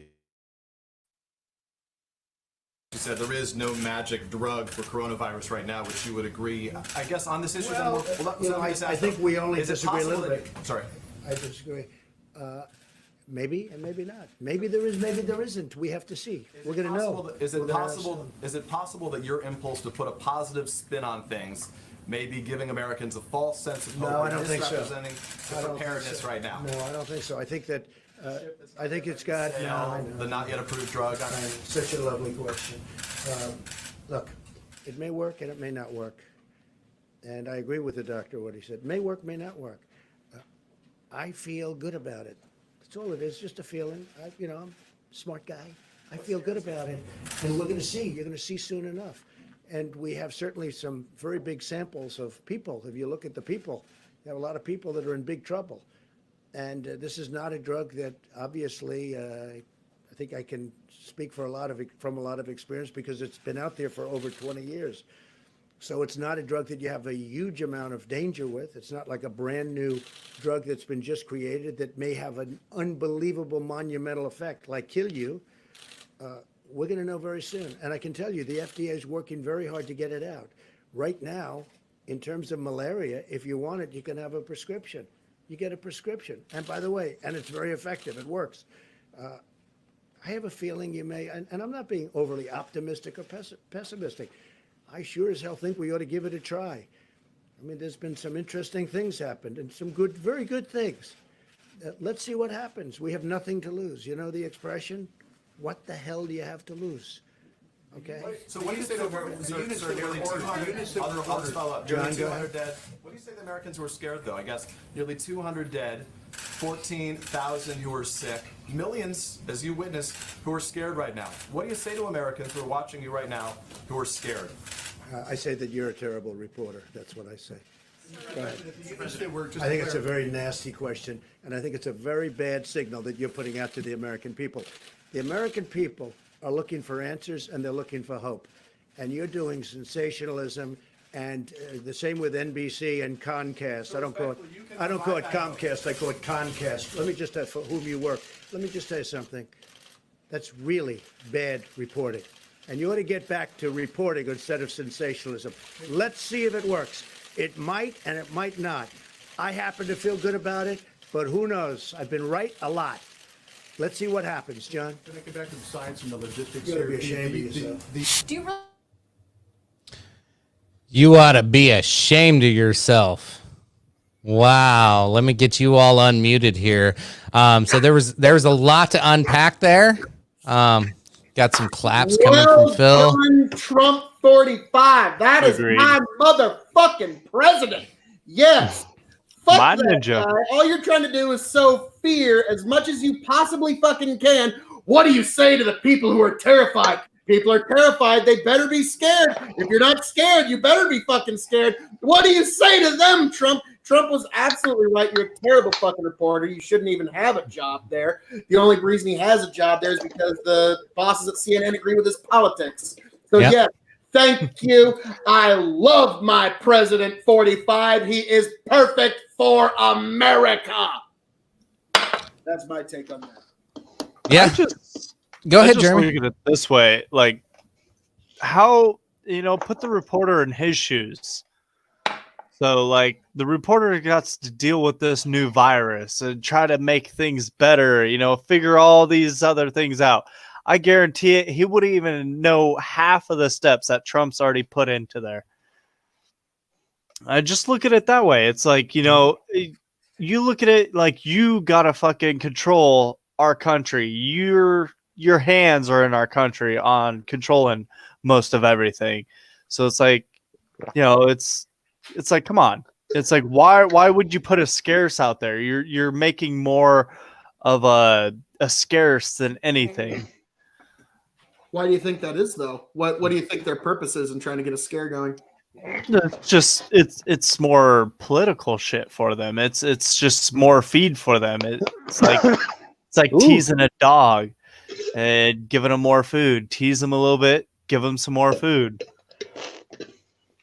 I think there's also kind of a politics bend to it. I think the media is willing to actually crash the economy and do anything they can to try and get Trump out of office. I don't know why. He's been nothing but ratings gold for them, but it's an ideology thing. Oh yeah. So it's like, it's like, really, come on. You sit in Trump's shoes and let's see how you put this out. You do raise an excellent point. I mean, it's like, all right, you, Mr. Reporter Man, hop up to this podium. Let's see how you fucking handle this crisis. Like, Exactly. Perfect. And so I'm sorry, when it comes to that kind of stuff from the president, that's one of the reasons I really do like Trump 45.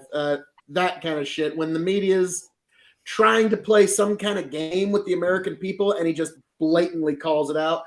That's the kind of shit that got him elected in the first place. I think he's doing a great job, though, for with this epidemic and everything. He's doing great. I mean, he's pretty calm about it, but also, he knows it's a real thing. And I think he's doing good. I got like kind of a football reference. I know, Phil, it's gonna. All right. But anyway, they always say everybody loves the second string quarterback until the first string gets injured, and then and then all of a sudden that second string quarterback is all of a sudden starting, and then it's his time to shine and everybody's on his ass. They don't love him. Philadelphia Eagles. You know what I'm saying here? It's just kind of it's like when it's your time, when that reporter, if he gets in there, if it's his time to shine, all of a sudden, hey, guess what? You're the president now. How you like it? No, I mean, that reporter will never be president. Obviously, it's a kind of a shitty analogy, I guess, hindsight. But either way, motherfucker don't know what it feels to be in the big leagues like that. And he asks questions like that. It's just to pander to his people. That's his job, is to be a yeah. Yeah, and his job is to try to be as critical as he can to the president, but at the same time, it's like, it times like this, you don't need to do that. I mean, 2 weeks ago, yeah, pander to your people and be critical as fuck to the president as you can, but we're in a fucking crisis. Shut the fuck up and just let him fucking try to take care of it. That's how where I I'm feel. at. It's like, you can have your feelings for Trump. You can hate him. You can love him. You can do whatever. Right now, he's still your fucking president, no matter what the fuck. Just Agreed. listen to what the fuck's going on and get it over with, and let's get through this shit. That's and that guy, that reporter's a douche canoe, in my opinion. Thank you, Douche canoe. I like it. douche canoe. You know, I Kadoosh. I was going with just more direct language of so Fucking again, prick. better, greater good of our nation, that what he did almost qualifies as traitorous, treasonous. I mean, like, I know that's going a little far, but is it really? Take it, T. Goddamn commies. So I guess my big takeaway from that would be, I get that the media is they're going to continue spinning this the best way that they possibly can to continue to get ratings, because your CNNs, your NBCs, your ABCs, your CBS, all the major news outlets are competing with each other to still through this pandemic to get the absolute most ratings. So they're going to put the reporters out there in the front line of these, presidential speeches to try to stir up the most ratings that they can. And they want their name tag to be at the front and center of that, regardless of the question, regardless of the validity, to try to get the biggest reaction out of the president. Because if they can say something as outlandish as possible and get the worst possible reaction out of him, that's what they want. And he's doing his job. It's a shitty job. I hate most of the media anyway because of shit like that. But they're doing their job, and it's effective. And you saw it in the clip. Trump went off the rails there, and he got passionate about it, and he and that's fine. I'm fine with that. And a lot of people took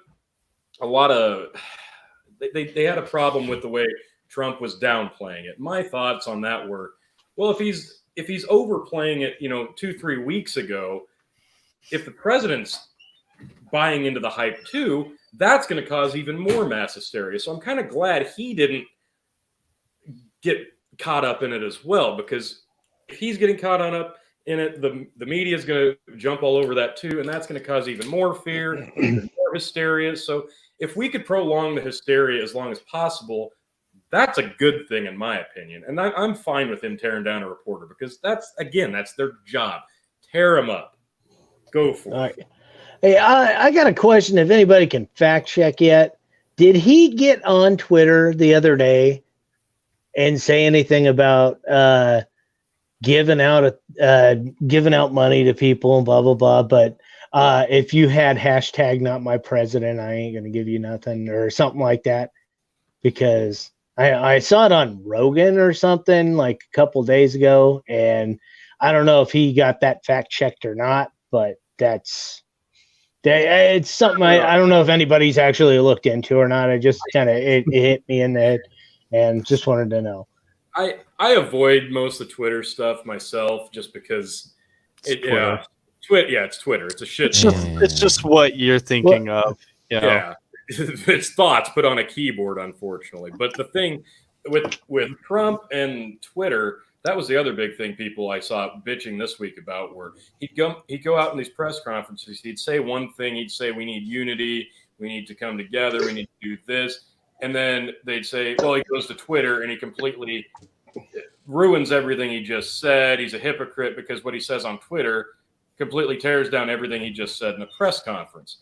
So again, Twitter is a shit show regardless of whether you're one of us in nowhere fucking rural Nebraska or if you're the president of the United States. Twitter is a shit show. Nobody should take Twitter seriously.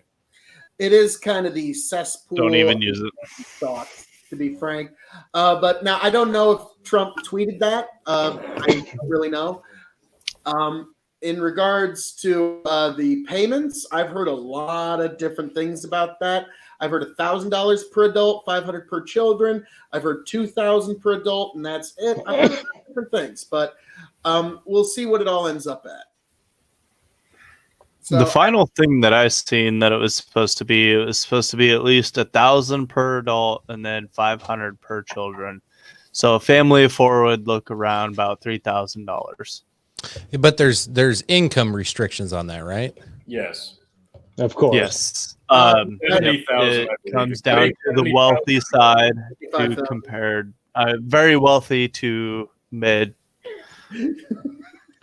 So it's confusing because here's my problem with the whole thing, because like I don't know, I'll be honest, like I don't need a government check right now. I'm fine right now. I'll be okay. Give it to those that need it. I'm good with that. That's a new gun. You'll take yours if you don't want it. You'll take Just it. saying. No, I'm a responsible American. That's how I'll put this. I will let the tax dollars that we're all going to have to pay back eventually. This money doesn't come out of nowhere. This is going to hit inflation. This is going to devalue. Phil, you'll have your moment. Hold on. I have to mute you because you're going to just start making noise now to argue with me. But this is going to cause inflation and deflate the value of the dollar, and it's going to have long-term consequences on everybody. You can't deny that. It's going to happen. Yeah, print trillions and trillions and trillions of dollars. What happens? The value of the dollar goes down and gold prices go up. Like it's all over the place. Phil just keeps shaking that hand around in circles because he is the almighty wise, knows everything. Mexico. Jeremy, Jeremy, what's your thoughts real quick, and then we'll go to Phil because I know Phil's itching, but I want to make him wait. I agree with you on the inflation thing. I think Mexico went through that issue in I don't know what year it was, but Mexico's a hard one to compare with. I know it's hard, but I mean the dinero there was, it was a little more than what it used to be, and I'm pretty sure they went through a situation of that, and that's why their value isn't even close to what ours is now. Sure. Phil, is the dollar not going to take a hit on this? Now, if you're going to mute me every time I'm going to drop an undisputed truth bomb, you might as well. I mean, I don't even know if there's even going to be any audio coming from my end. So just something to keep in mind. But the idea that you're going to pay a bit, no, your fucking children and their children's fucking children are who's going to pay for the fucking inflation. We won't pay a fucking thing except for slightly higher prices. That's the way it works that debt? every fucking generation. Any inflation, any national debt is a promise to tax the unborn. So it's not I'm right. Your children and your fucking children's children that end up paying this. So it's like, oh man, we're going to see some real problems from this inflation. I don't know if any of you are aware, but we are this fucking close to a deflationary depression. So the idea that this inflation is just going to destroy the fucking economy. I'm sorry. And you're talking to Mr. Don't inflate the dollar. You're talking to a guy who wants to go back on the gold standard, but we're on the cusp of a deflationary depression. So Phil, I don't think we're that far apart because I agree. I agree this is going to be a long term. Now, I think you downplayed the effects that it has in real time because I seen this happen during the Bush administration. Let's take cereal. Let's just take this to one item. Let's take a box of Cheerios. Used to be a full box of Cheerios. It used to say 36 ounces. That same box of Cheerios, they kept the same box size, but reduced the amount of Cheerios you get and reduced it to 24 ounces of Cheerios and kept it the same price. It's those small things that the industry finds ways to make the inflation work in their favor and ease the pain without the consumers even noticing. It happens and nobody sees it happening because we're just going on the trained eye, right? We're just like, oh wow, I used to only have one box of Cheerios a week. Now it's like, oh, I'm out by Thursday. Lynn, what do you got on this? Counterpoint, capitalism kicked in, right? Then you get them knockoff brands of Tostios that have the giant fucking bag and like less the price of the big box. So everybody just bought the Tostios and said fuck Cheerios. Fair enough. I like your term on that with the Cheerios, because the same way with bread, they did the same thing with bread. It used to be bigger loaves. Now they're smaller compared to back when, I mean, even in the 90s, the loaves of bread were a lot bigger. Well, now it's smaller, but I mean, it's not even just the same price. Bread's even up higher now. Yeah, because if you want a loaf of bread for $1, $2, or $2.50, yeah, the cost went up. So now you have to make that same product at the same price. So yeah, you have to. They got to make money. I mean, Yeah. That's what it comes down to. They got to make their money out of it. I mean, they got to make their money for the product, and they got to make their money, for themselves. Yeah.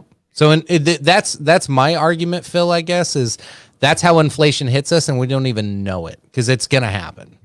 Oh, absolutely. But this drastic increase of prices that people think are going to happen from this. Now, you would think $1 trillion injected into the economy. Holy fucking shit. That's surely going to cause inflation. Unfortunately, no. Like I say, with the massive contraction we've had in the economy, the Dow lost 1/3 of its value in 9 days. We have lost trillions of dollars in value in the economy, and we are careening towards a deflationary depression. So I don't think we're anywhere close to these drastic pricing. It's going to be 10, 15 years down the road when you actually see a drastic increase in these prices, and it's going to drip, drip, drip the way it always has. Somebody coughed. Yes. Damn it, Lynn. Hey, I just took a drink too. Oh shit! But so I understand exactly what you're saying, Chicken. I'm just saying, like, I'm basically implying all of my economic acumen to this, and I'm saying, like, no, we're nowhere close to an inflationary problem. We need to probably inject $2 to $5 trillion in the economy, and that still won't even be close. One economist I was listening to says we need to probably inject about 40 trillion into the economy, and that will prevent this deflationary depression. Oh, I don't like printing money. I know. Neither do I, but scary. I don't like going into depression either. Well, that and companies doing bailouts, I think we shouldn't even do bailouts. I mean, I think that's something that they got to deal with. So when it comes down to the bailouts, I don't think we should do bailouts. No. Okay, I here's where the hesitation from bailouts came from. It was because of, damn it, Lynn coughed again before I go on. That's all. Dude, drink. It's fucking allergies. I don't know what to tell you. It's going to happen all You're night. allergic to the Steve Carino virus. Yeah. Anyway, I'm allergic to bullshit. So what happened was we were talking about paying back and helping out these companies. We all have this horrible taste in our mouth with the financial crisis that came from the prior, I wouldn't call it. It was a recession for sure, but the housing bust. And we saw, the Freddie Mae and all that. Just it was disgusting to see everybody get these bailouts and paybacks after they screwed everybody over with terrible policies that our leaders in government allowed them to do and played a vital role into it. And that's why they got the bailout. Now, if I don't bail out an airliner or some of these. They're critical industries, honestly, to keep business afloat. Let's take airliners for example, Jeremy.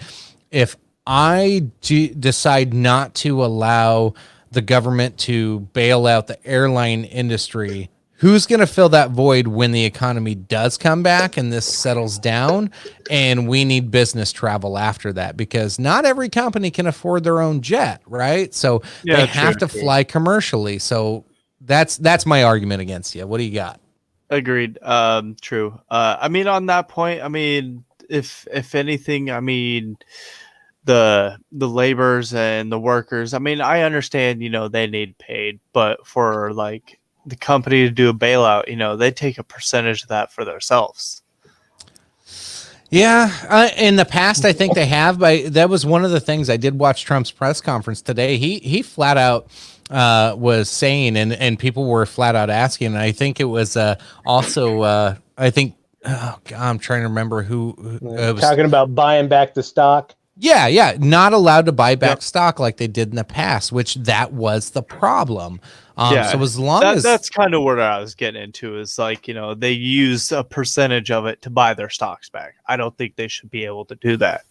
Correct. But now that brings the other issue up is now the government saying if they're going to bail you out, they want part of the stock. I don't necessarily disagree with that. I don't know if I want government owning parts of the private sector, but at the same time, if it's a small enough portion, right is right. Does the government own it, or is the American people own it? I don't know. Lynn, you had your hand up there.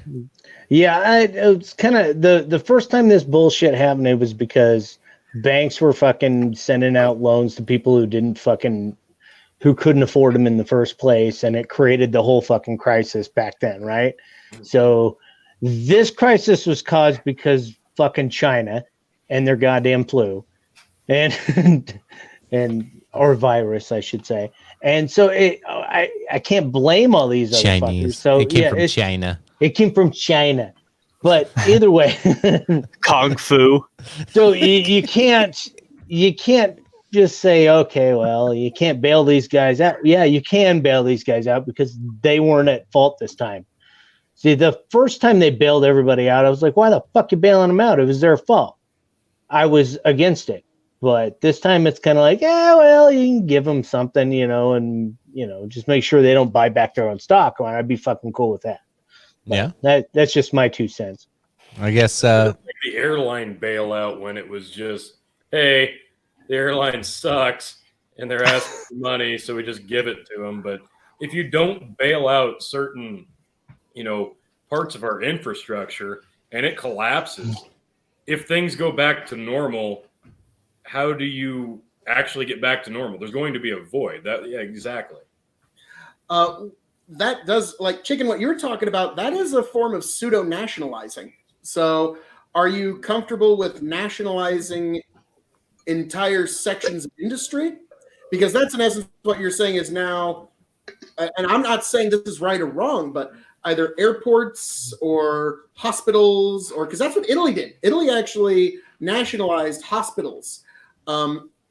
So I don't know what the right answer here is, but what you're talking about is universal health care should be for every American's right. I'm sorry, that was my Bernie impression. Sorry.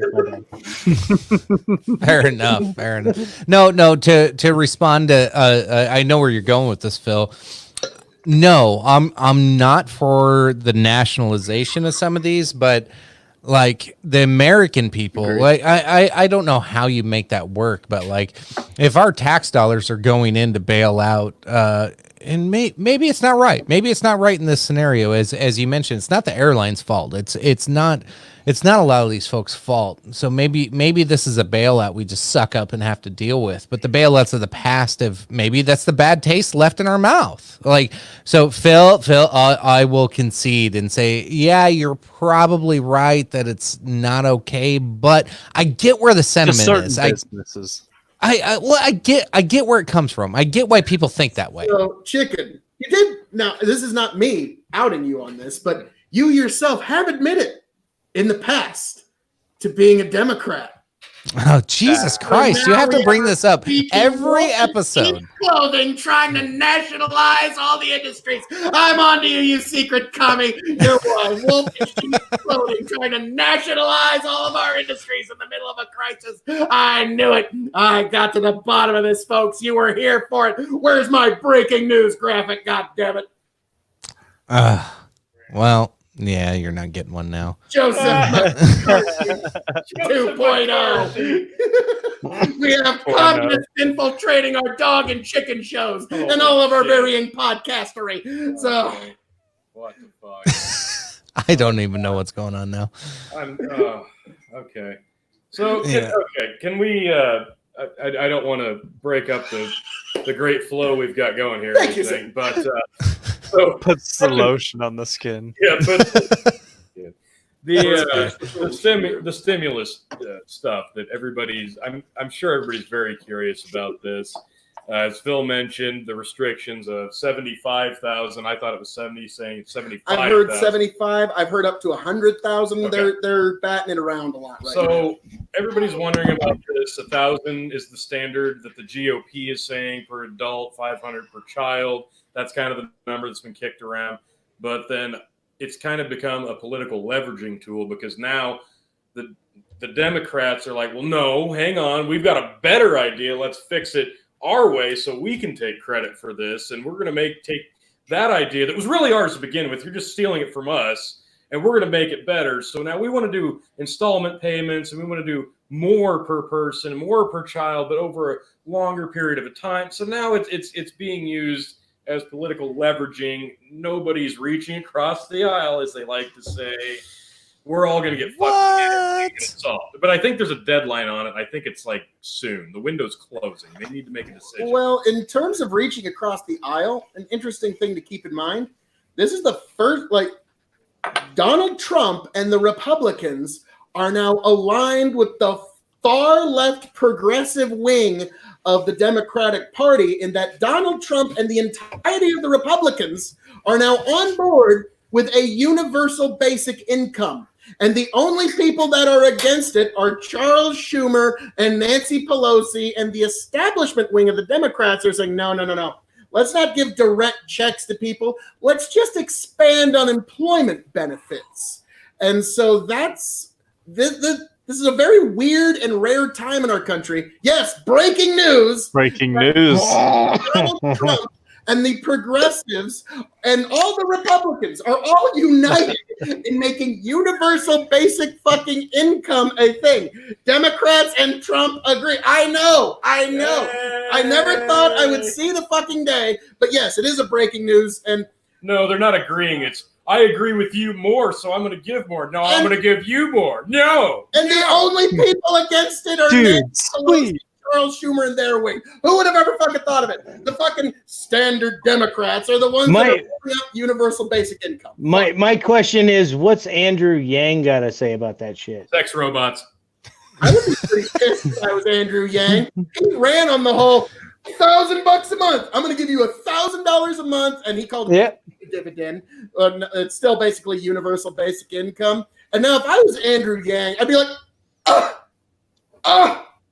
what the fuck? What the dude? Were you not listening to me? Fuck. Thanks for all those ideas during the primaries, Andrew Yang. Hey, that's what he's good for, I guess. All right, I'll take that. I'm going to steal that. Yeah, still. That's a pretty good campaign rally. Can we steal that? All right. So that's a possibility. You look like you want to get in on this. I only cut in on half of it. Well, I assure you it was the best half. It was the one that with me. But yeah, that you do raise a great point, Lynn, that if I was Andrew Yang, I'd be fucking what the fuck? This is what I was talking about. Now everybody gets a flu, and now everybody's giving me UB. What the fuck, man? So. Yeah, let's say 6 months ago, everybody thought he was crazy as fuck. Now this is like the new normal. Yeah. And it's like per household and 500 per kid. I'm like, okay, that's 3,000 for me if I qualify because I got 2 kids. Tax returns. Yeah, well, it'll probably get raked under the coal's end, but shit, I'll have so much extra money I save every month. I wouldn't care about my tax return. Yeah. Because what do you think I'd do with an extra $3,000 a month? You think I'd just blow it on fucking hookers and blow? No, I'd put it in the bank account. Even if you did blow it on hookers and blow, you're still helping the economy. Hookers got to eat too. Coke dealers apparently not as much. Apparently, from what I don't want to pay Mexico, sir. They're very skinny. The ones you do see, they're very skinny. But apparently, they eat once in a while. So I'm not helping Mexico, sir. Yeah, they won't let you in right now, so fuck them. Well, what do you do about the ones that are like the 9 and counting? Hell, Tony's drinking Bushmills. Ireland ain't let you in. because everybody's smartened up. Even Germany closed their fucking borders. Mr. Actually, that's one thing I want to bring up, if I might interject. How about Korea? No. No. Which one, north or south? No. South's doing good. North doesn't exist. Dude, who's that? Kim Jong-il was gonna kill anybody with coronavirus. He was gonna fucking kill him. He's like, Those are gone. if you test positive, he'll kill you. What is the current international travel restriction? Like, we're completely on lockdown, correct? Because I was I in said it like 3 times. a gas station I go in several times during the week in the morning, and one of the people in there was, I don't know if they were a sponsor or something along those lines, of someone who was a foreign exchange student from Italy, and they actually got clearance to go back to Italy. You would think they'd be safer and better off staying here, but they actually got availability to go back to Italy. So I guess the restrictions on international travel, I'm a little confused, I guess. It's like the Roach Motel. Go there, but you can't come back. Yeah, it's a Roach Motel. You can check in, but you can't check out. Yeah, it's California. Yeah. Now, they were talking about the. Hey, real quick. Lynn, I think coughed and said the C word. Thank you. We got like 2 or 3 drinks here to catch up on. Corona. I actually saw. God damn it, Jeremy. A meme that did break down the North Korean Corona count. Ah, damn it. We're up to 5. Stop, Phil. We got to catch up on drinks. I'm getting loaded. That one. Everybody, cheers. I'm going to switch to hard alcohol. Phil said it again. So Steve Carino virus. In North I'm glad I'm drinking beer. Carino virus case at 8:15, 1. 8:16 a.m., 0 cases. 9:15, North Korea has 1 case. 9:16, North Korea has 0 cases. 2 in the afternoon, North Korea has 1 case. 2:01 in the afternoon, North Korea has 0 cases. We get it. They're not going to have any recovering. It's no percentage of recovry. Everybody who gets it will die. It's in North Korea. He's on the Hitler book, okay? That's what it comes down to. He is following Hitler's cookbook on using that oven. Never trust a man named Kim. yeah, I like that. That's probably the best comment of the night. Like, is that like coming from a man named Lynn or something? Is that like you can buy the Hitler box set? I didn't know that was in there. So this is why we don't typically alive. Yeah, this is getting out there. But yeah, I didn't know he had a cookbook. But so yeah. Oh, he knows how to use an oven. I'll tell you that. Oh my god. Oh, yeah. All right. Out. Shit's getting real. No, you get to deal with that ball of wax. No.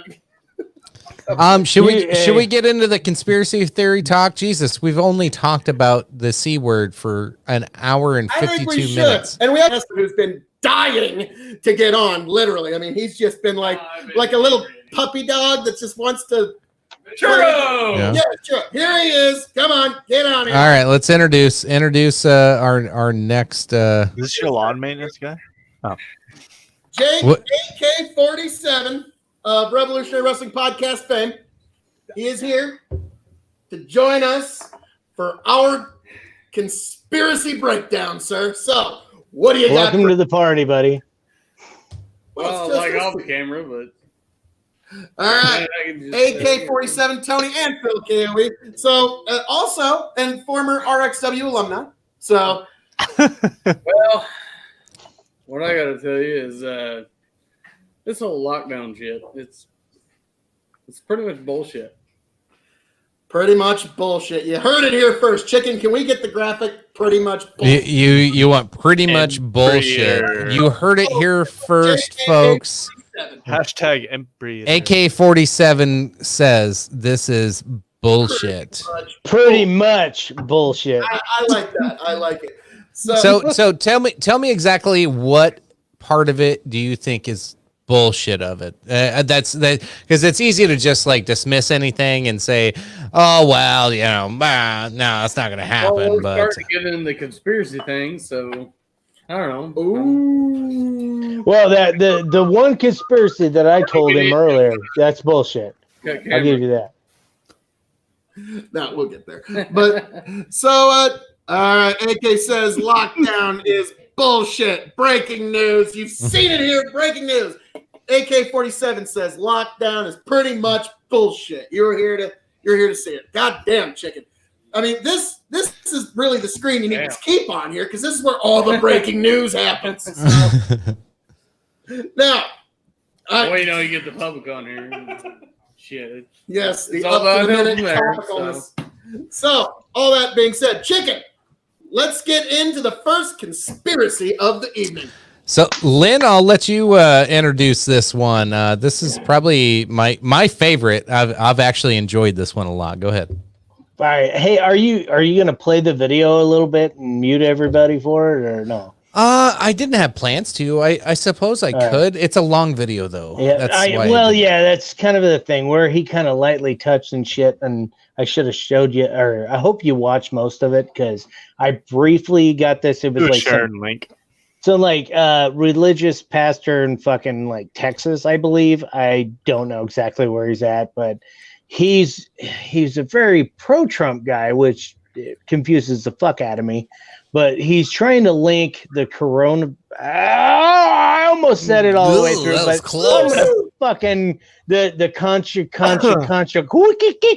virus, and he's trying to link that to the cell phone companies linking up 5G recently, and he has like a giant conspiracy theory where the 5G started in China a lot more, and that's where it started. And then anytime they said they had a antidote or something, they would tell them, and they would go to test them, and instead they'd give them the virus, and those people who got tested all died. It was it's some batshit crazy, stupid 5G related fucking it.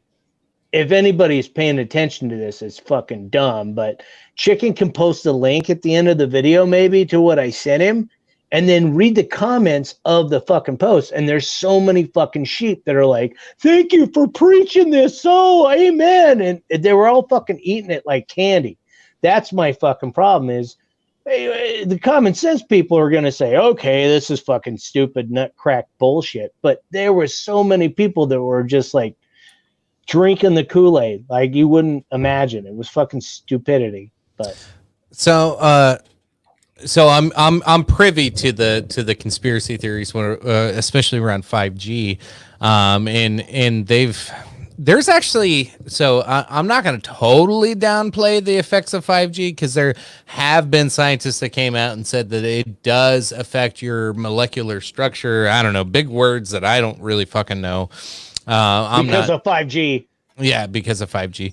And there has been, I can't fact check them all because I don't have time for that. But there's pictures and videos and articles that are written all over of a 5G tower up and everything around it in 100 yards is dead. I doubt that. I doubt that's true. But there are legitimate concerns in a scientific perspective of what 5G is capable of doing, just frequency level and what it could do to humans. We worried about cell phones causing cancer, right? Like 5G is that on crack. So I don't know, but it is interesting because there are a couple of conspiracy podcasts that I frequent, and in some of the predictions here, back in August, September timeframe, where hey, soon something's going to happen when the U.S. goes to expand on 5G. We're going to have this big thing that happens across the country, and a lot of people are going to get sick. And then, fucking lo and behold, we get the beer flu. It's weird. The timing's coincidental to me. I don't buy into it, but It is something fun to entertain. Phil, what are you guys thinking about this? Well, geez, we had some comments. There's no Where did it beer go, fluid. Phil? There was a That's comment. non-existent. We had some questions. Tantui Ten Man says Phil KOE speaking unfortunate truths, and I think Phil No. has another one. Oh, that was a while ago. Century 10 Man, I must say, you brilliant philosopher king, you. I mean, I couldn't agree more. I mean, there is a time, a man of the era, a man who must speak the truth, who rises every generation, and this one's name is Phil KOE. So I raise my glass to you, you brilliant, brilliant bastard. So all that being said, And to the last of my rum. I bring the thunder. Oh, finishing up that rum. That's I was gonna buy that bottle. It must be that good. That's the last of it. That's a very good bottle. But I will say, in regards to 5G, not just because I want to be a contrarian with your chicken or anything, but Not no, just because 5G is the answer to all the problems. God, no, I'm kidding. Not because we're all on it, but you know. But anyways, it's the answer. Anyways, Jesus. But no, every single radio wave style has some people that say this is the end. It's causing all the problems. There's actually a valley in Virginia where people go where there is no radio waves, no Wi-Fi waves, no waves of any kind. Hey, you own the other room. Oh, Fairmont, Nebraska? You too. But anyways,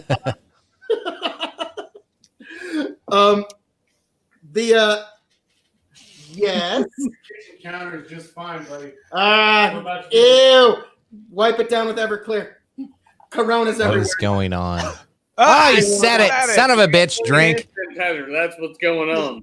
But what I'm damn it. That was me. Oh, so you guys are telling me that Gotta Geneva stay and with it. Fairmont don't have 5G yet? Geneva's Oh, no. not. Not even Oh, close. yeah. Fairmont don't have shit. Fairmont don't got shit. Fairmont doesn't even have Hey. a second bar. I don't know what. Hey, Fairmont used to be the first one to have 4G, and now they ain't got Fairmont's only shit. got one All bar. right, folks. Too much noise. Too much noise. Down. Too much noise. Jeremy, go ahead. Jeremy. What's really sad is Fairmont was actually one of the places around Fillmore County to have first 4G besides York. And now, you know, since the Mother Day storm we had, that was really bad. Took out that tower, and ever since then, Fairmont's never had shit. Like on my way through when I was trying to watch you guys, as soon as I get into Fairmont, complete cutout. Lynn, what do you got on all that? right.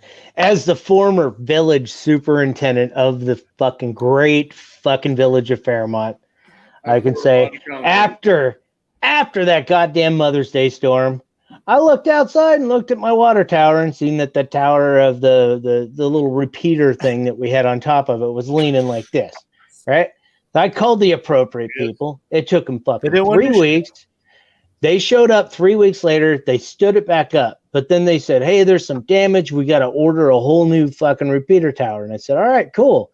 While you're at it, I'm going to get a giant fucking, like a walking area, like a metal rack that you can go up to the top of the tower and not fall off if you climb up there. And we're going to get that added on there. So to protect me, so when I go up there to change the light bulb, I won't fall off the fucking tower and die. So we actually got it set up through the village. We hired a contracting company out of South Dakota. They went and put this giant fucking cool ass deal on top. So if you look at the water tower now, it has a giant like man rack on it. And that's all just because we did a lot of conversing and we got it all taken care of. Well, they show up after the construction company came and they installed this whole rack to go over, and they were going to build another repeater tower that's supposed to attach to that, and then they can actually put brackets on it to hold it in place instead of the magnet that they had on there to hold the fucking repeater on. Well, they ordered a whole new thing and it showed up. It was another fucking magnet thing. So sure enough, it was up.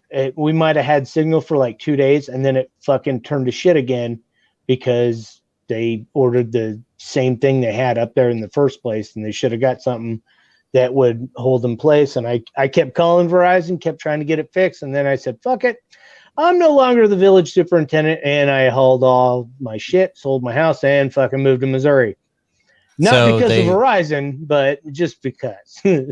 Yeah, no. So they had subpar standards, and then ordered more subpar standards to replace their subpar standards.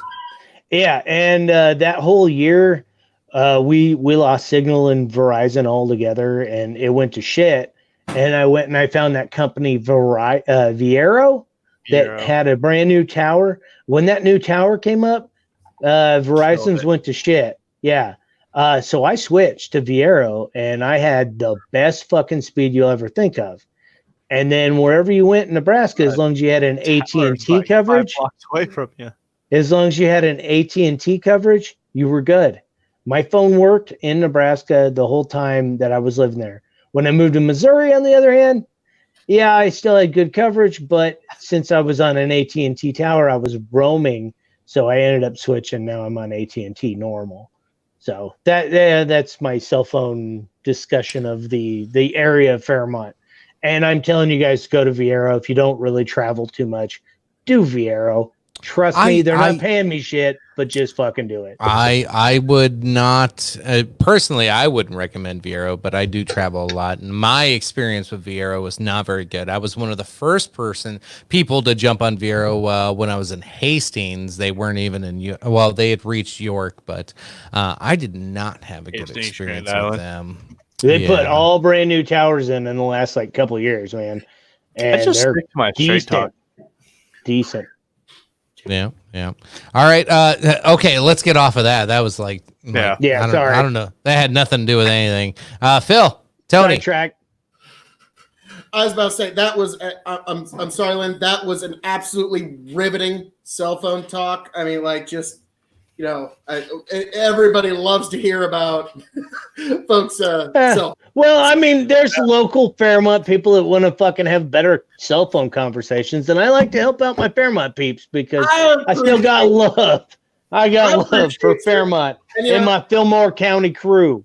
Tony here, I mean, he's lamenting the fact that this virus has made him shut down his inevitable opening of his bar plans. Like, it got pushed back because of this virus. Because it was going to happen. It was had to. Any day now that bar was going to open. I know it. But goddamn, New Year's Eve 2020.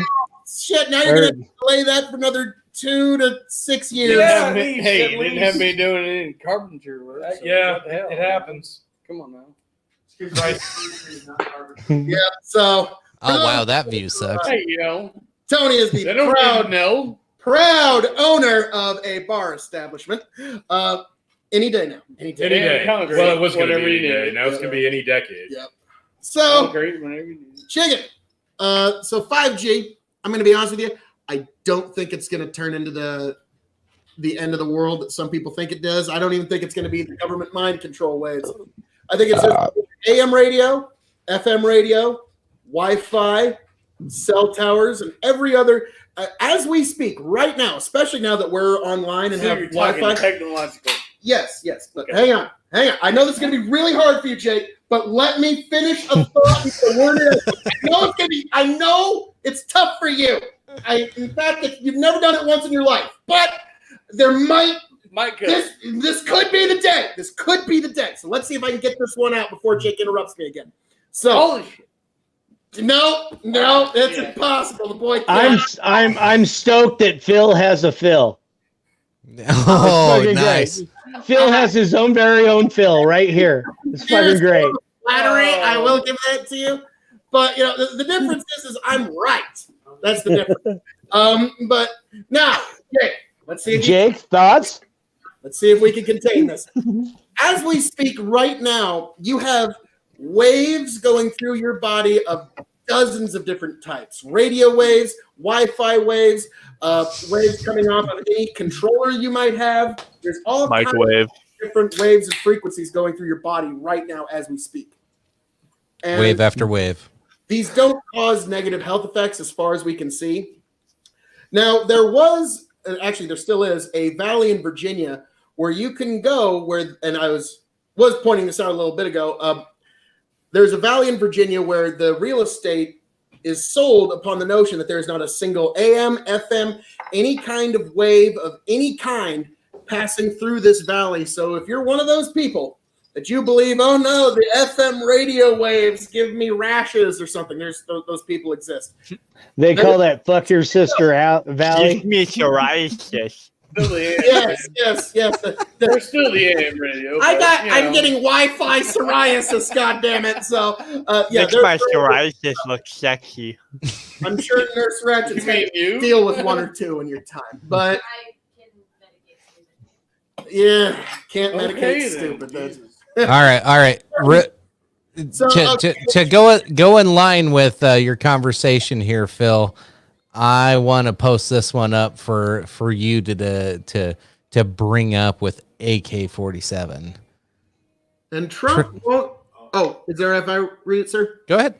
And Trump won't order martial law because if he does, then there are only two people to worry about. And the Clintons would kill Trump, and Pence and Pelosi would be in charge.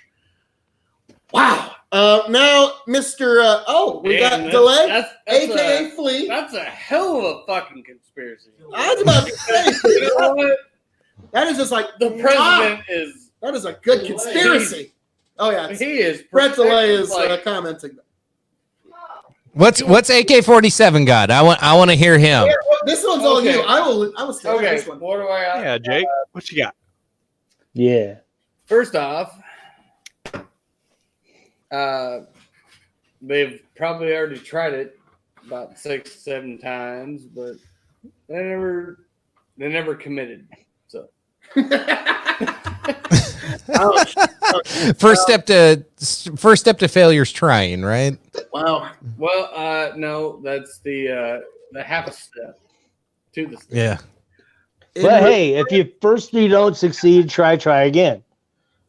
Dust yourself off and try again. Thank you. Okay, well, R.I.P. Whatever that It's still bitch in name was. question, though. The martial no, law I is still in actually kind question. of They actually ordered troops to be prepared.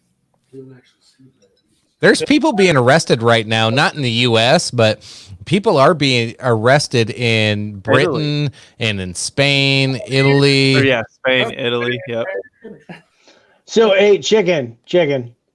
You know what your nephew said to me tonight on Messenger? He said it was on Snapchat. We had a little conversation. He's working in New York right now, but he was told if he goes back to Kansas right now, he is stuck on a quarantine if he goes back, just because he was out of state. And if he doesn't abide by that quarantine, he will be charged with a misdemeanor.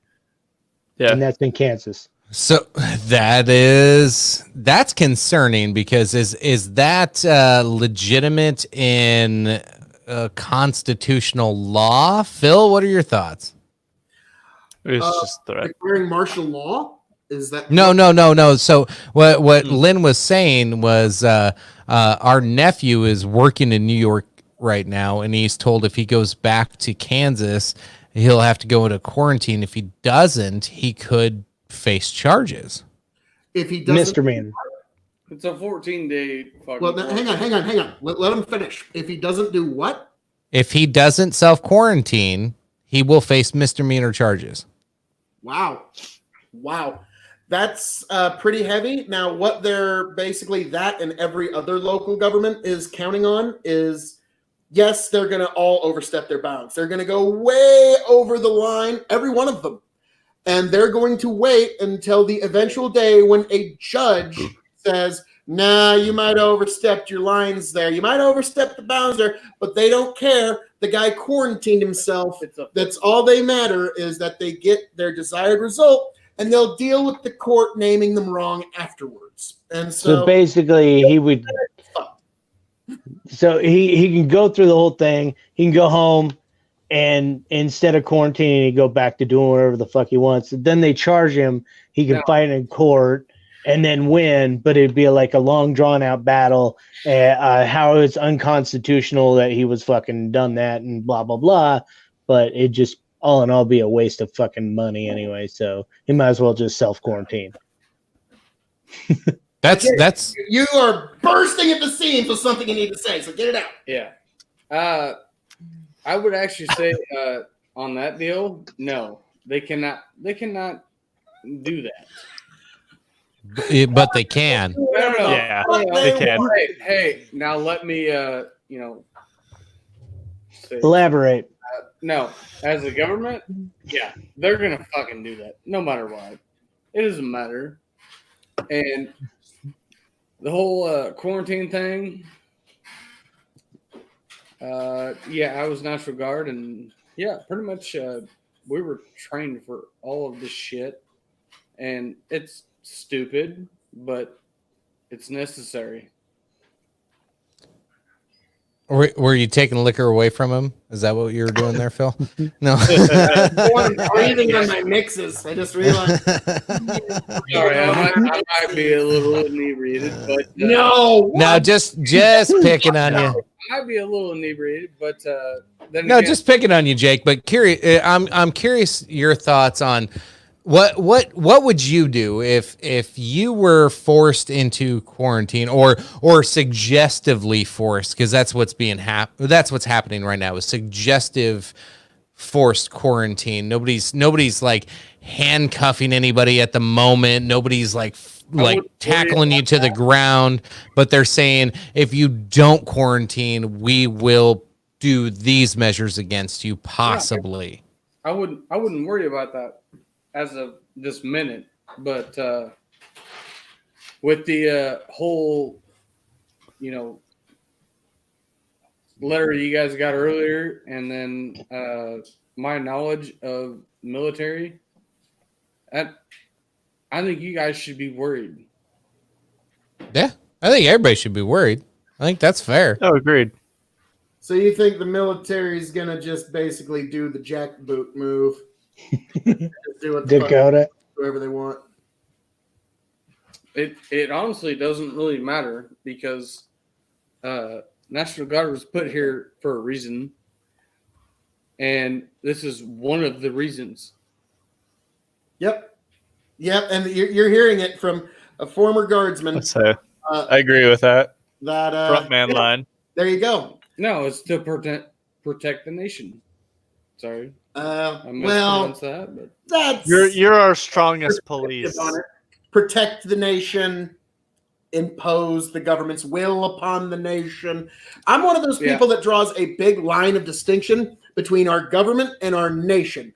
The government is not just that. Is the people. It's not necessarily the apparatuses that control it. So, yes, I do believe that. Yeah, the National Guard will be deployed to impose itself upon our nation. Let's say martial law is coming.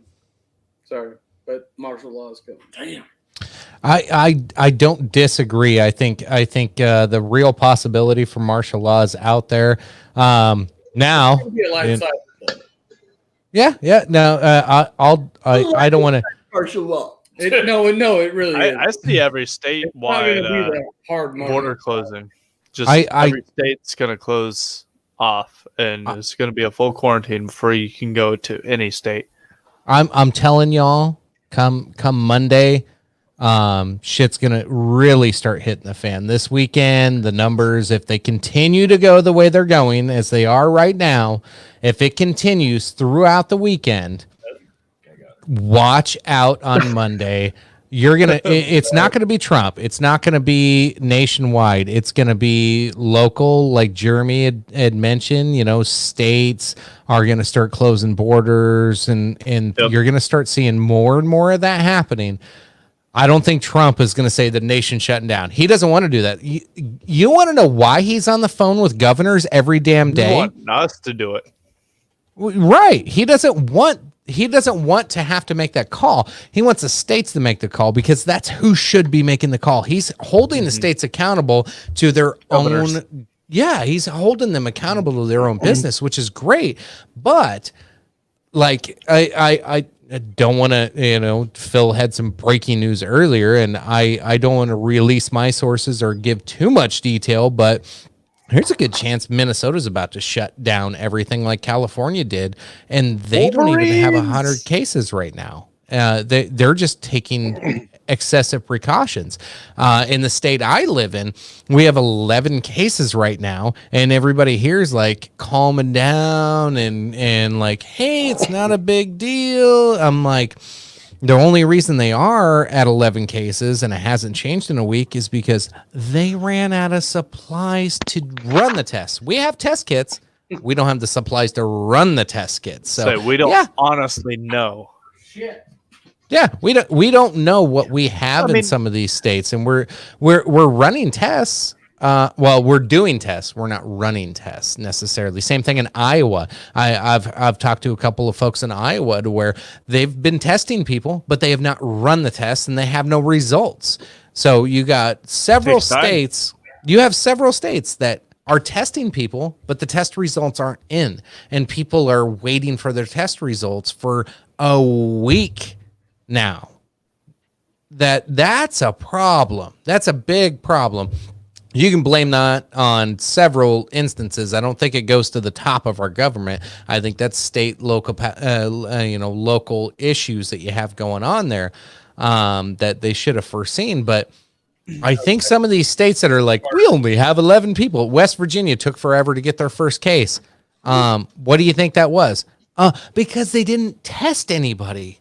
They did not fucking get results. Like, it's just so stupid that we're like, oh yeah, we'll go West Virginia, go all these states that only have a few people. No, you just have 500 test results for the entire state right now. So yeah, you're not going to have low numbers. That's just the reality of the situation right now.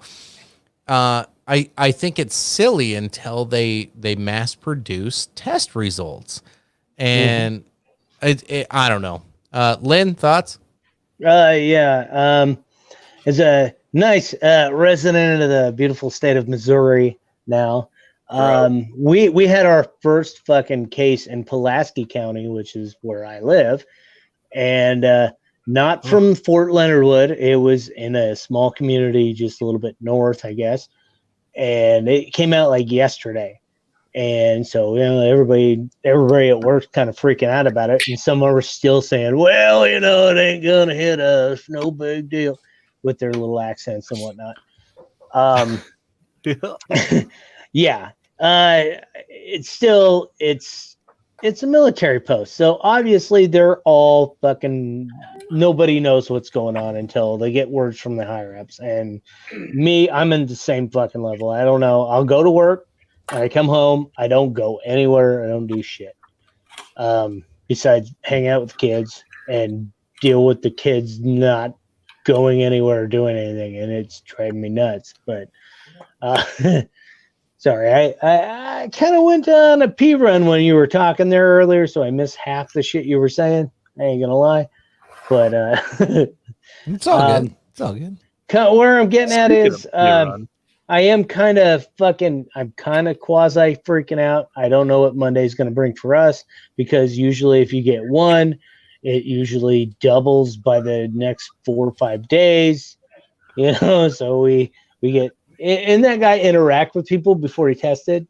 And then here's the thing is Monday, I called in sick to work because fucking Sunday I had like a real bad thing in my chest and all that shit. And they said, go by the CDC recommendation, call your doctor. So I did. And I called him up. I said, hey, I got an upper respiratory shit. I got to find out what's going on. And I was like, I don't have shortness of breath when I'm walking around my house. Okay. So they asked me these questions. They said, are you running a fever? I said, no, I just have a cough, and I have, a little bit of, I have issues like sleeping because I was coughing all fucking night, and they're like, but all right, so do you have a fever and do you have shortness of breath? I'm like, no. And they're like, well, all right, you don't need to get tested. I'm like, well, where the fuck would I get tested anyway? Because nobody's telling you shit.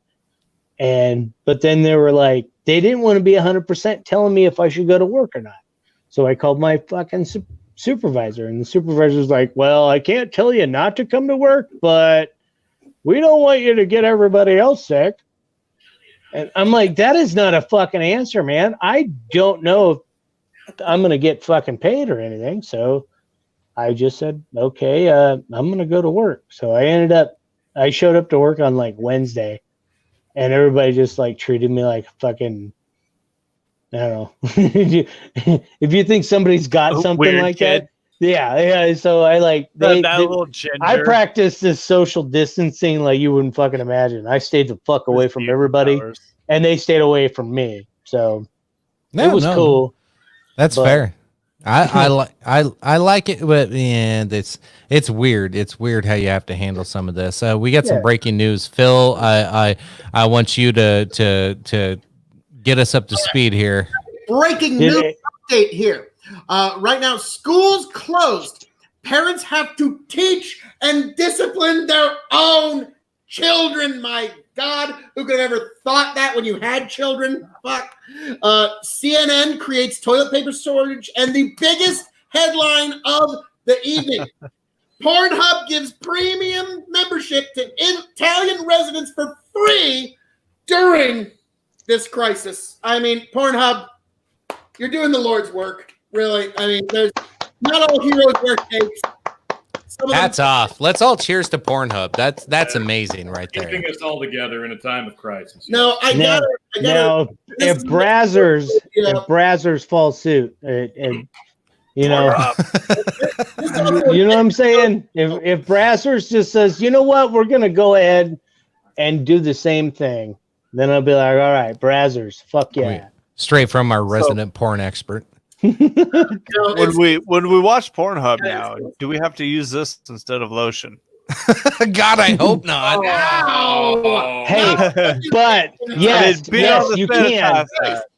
You can, but you have to mix in. Aloe doesn't help. No. You have to add essential oils when you're using it for lubrication. Oh, okay. Don't do mayonnaise either. What? So we got a question in the chat for Lynn real quick. The fact that you know to warn against that, I don't even like. Oh please, dude, because I can't read comments right now. So yeah. Okay, Hey, Lynn, you save that for did later. you upgrade your internet to 3G instead of 5G? It's working well tonight. He went to Windows 97 instead of 95. No. See, last time I was actually using my Wi-Fi and the piece of shit computer. Now I'm using my Verizon or my Samsung fucking phone and my 5G. So how you like that, Brett?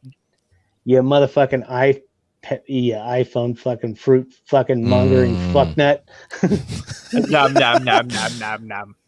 Sorry, iPhone people. Fuck you. So for those that don't know, there's an internal war going on between the iPhone folks and the Samsung folks. I'm on the iPhone side. Brett's on the iPhone side. Lynn and several others on the Samsung side. Normal world. Yes. The people who use their computers for actual work and not just dicking around, they're on with the PC world. Wait, hang on. Let's do this. No, it's not about PCs, Phil. It's about cell phones. Phil, hold on. Phil, there's a shortage on iPhones right now.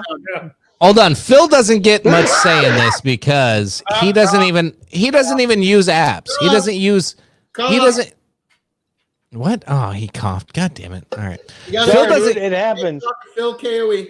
Phil doesn't get a whole lot of say in this because he doesn't even have Facebook. He doesn't use hardly any apps. Like he I don't even think he knows how to use his phone half of the time. I know how to use an Excel spreadsheet, and that's so do I. That's pretty easy. He's still trying to look for an AOL app. Mac.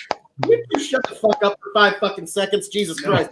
So anyway, shut the fuck up. So anyway, as I was saying, other Phil's kicking in. Anyways, I wanted to raise my glass and a toast to the people of Italy because I've often said I like my wines Italian and my suits French, or my suits Italian rather, and my wines French. Sorry. There you go. Got me a little flustered there, JKK47. Well, Bastard. But this is some fine Italian know. shirts I'm wearing, courtesy of Infoot. So, raise my glass to the people of Italy having to go through all this shit. I hope well for all of you. and It's a me, Mario. Dennis, Hey, chicken. Luigi. Yeah, go ahead. Okie dokie. I sent you a couple things earlier. Some Yeah, posts been making the rounds, How you doing, Jerry? and that kind of brings that up. The lockdown, the quarantines, and the adverse effect that it has on nature itself. One of the things specifically, like I believe it was Italy, Venice, you were seeing a lot of the wildlife kind of overtaking a lot of the natural It went elements, clear. such as the water. Yeah, the clear of the water. You know, the So, animals coming back out. yeah, I got it pulled up here. It's kind of weird in the middle of the screen. It's blocking Phil, so I kind of like Phil, it. Here, you can get back over. There you go. But it reads. It reads. Gorgeous face. Back on the camera. That's all that matters. All right. It reads, since the lockdown, Venice's canals have become crystal clear. Italy coasts have dolphins coming nearer and nearer. Japan now has deer roaming free in the streets. And Thailand, the same with monkeys. China has record-breaking pollution cuts. The Earth has already begun showing signs of amazing things that are happening from the absence of human pollution. Hold on. Yeah. Hold on. Sorry. What if, and hear me out, what if the entire human population used as an opportunity to restart society in a greener, more environmental conscious foot? What we are seeing in the span of a couple of days is amazing. A pipe dream from Venice Gina Mayer. Can I have the first word on this one? Why not? Yeah. Oh. Go for it. So my first Sorry. goddamn thought here is You. sorry here. Yeah, How dare you? People are dying, and you're celebrating that people are dying by talking about how beautiful the world is. Okay, I get you can celebrate. Yeah, things look clean and neat. Yeah, because people aren't shitting in the streets and people have to stay inside. Okay, that's something to celebrate. But people are dying. How dare you celebrate that? This is stupid. How It's- dare you? Yeah, it's the wrong way to look at this. Sure, the world is being cleaned up because people aren't sitting outside shitting everywhere and throwing their trash everywhere. That's a natural reaction to what we're seeing today. That's California. Yeah, not in California. Well, I'm sure California is probably going to see some of this, but anyway, no. I just it pissed me off when I've seen these posts because that's not the only one I've seen. Is they take the they take the whole thought of they take the whole thought of this whole pandemic being something, you know, oh, it's just cleaning up the world and it's okay if, you know, people are dying because it makes things better. Let's just hit the reset button and make things better and let people die. I'm like, whoa, hold the fucking phone. Listen to yourself. Like, I don't think they hear that side. I think they just go, oh, I hear birds chirping in Italy for the first time. Well, okay, think about why you didn't hear birds chirping in Italy before. You were part of the problem. So now that people are dying, you're okay with it. And now you're going to go back to your old ways. That's probably what's happening. I've got some thoughts on this. Go. I have Honestly, Ditto. I get your sentiment to it as well. I'm gonna go pee though first. Sorry. Okay. So I get both reactions to it. Like you can look at this as like you said, people are looking at this as a way to go green and trying to find a Sorry. Oh, God damn it. Hold on. in a time of darkness. I get that, and that's great. You know, Lynn it's coughed. some of the natural elements are being refreshed. Obviously, I don't feel like anybody's celebrating the fact that we're having a crisis and a big death toll. I'm taking away from it as people are hoping that we can take a lesson from this to the fact that we need to take some more precautions to the environment that we have to pass along, not to our sons and daughters, but the next generation. We're learning. The next. It's the We're long learning term from the picture. earth. We've really put a hurt on the earth and the atmosphere and all that. So some people are trying to look at it, you know, from the other side of let's try to learn from some of the mistakes we've made in the past.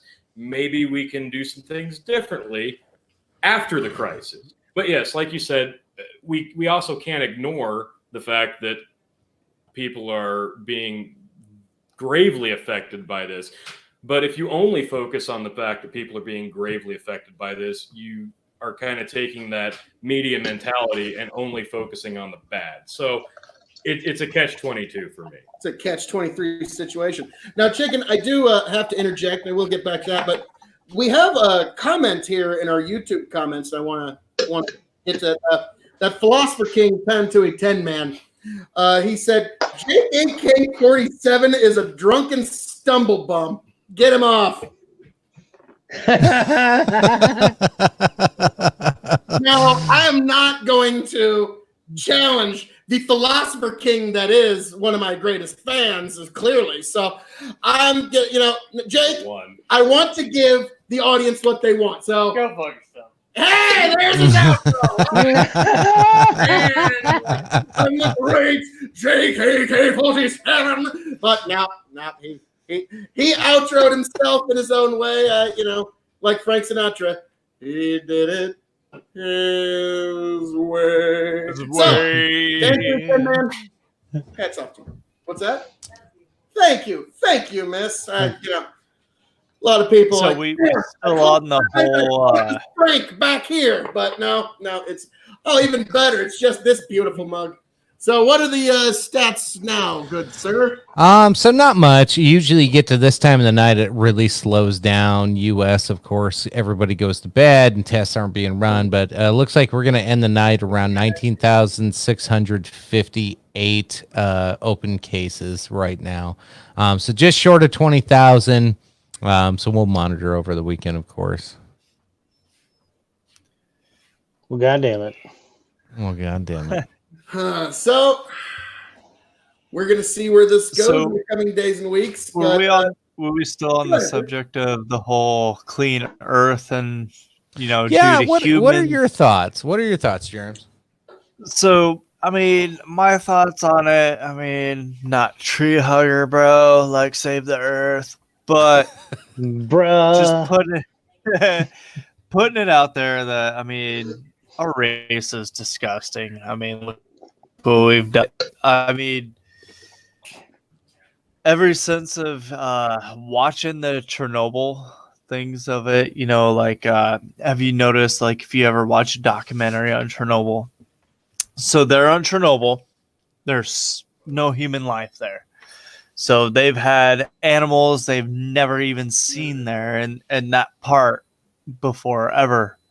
And like they said that the life of animals and everything is just thriving so much more than any other place in the world, just because there is absolutely, I mean, I can't say absolutely because you can go visit Chernobyl, but there is, no human resource around there anymore. So, I mean, I see why, stuff is looking different. It's going to, because humans are nasty. I mean, we're a disgusting breed that fucks shit up, and we can't help it. It's just something that we like to do. No, so you're right. There's a few things in there. So, but there is no saying that humans should die just to make the earth better, because you're talking about taking lives away. And that's just like saying, cheetahs should die because they eat zebras. You're taking a fucking life for another. I think the thing that I get upset about is people don't think about the pain and suffering that's going along with the good that they're trying to point out. The good that they're trying to point out sometimes is, I'm not saying it's insignificant. Sometimes the good that they're pointing out is real good. Sometimes it is, if Venice, reality check. Yeah, and it is, and we should all be, cognizant of it. I don't think that's something we should look away from, but when you ignore people dying and people being sick just so you can prove your point about how we should be all hippy dippy, that's when I'm just going to shut you down, because that's wrong. Like I don't care what your argument is at that point. People died and you're not acknowledging it, so you can piss off. Yeah. Like, Well, So there's a right people way to go about die it. that- yeah, like just like you're saying, people died, and it could have been some people that made a great inflict on life. They could have done something great, and they could have died, and you didn't even know about it. And every life matters because there is certain things that each life of a person or each person can do that no one else can do. I mean, Except for maybe Hitler. He was a dick. Yeah. 9. I think a Wiener Schnitzel would be a little more appropriate. But now I do have to say, Germs, I just need to point out you have been progressively getting more and more naked for us on the podcast. That's started off like Georgie. you really wrapped up, and now just gradually getting more and more naked. I mean, It's strip podcast. Did you know that? We were all stripping tonight. Shit, Tony started it. He took his fucking sweatshirt off at the beginning of the show. That is correct. It was Tony that started all this shit. But in regards to protecting the environment should be protected. It really, we can. It's the government never will, and it's inconceivable that it ever could. So I've often, yes. You're welcome, Dakota Cummings. Thanks, Tan2A10, man. I love democracy. I try to give the fans what they want. And it's clear what they want is clearly more Phil KOE.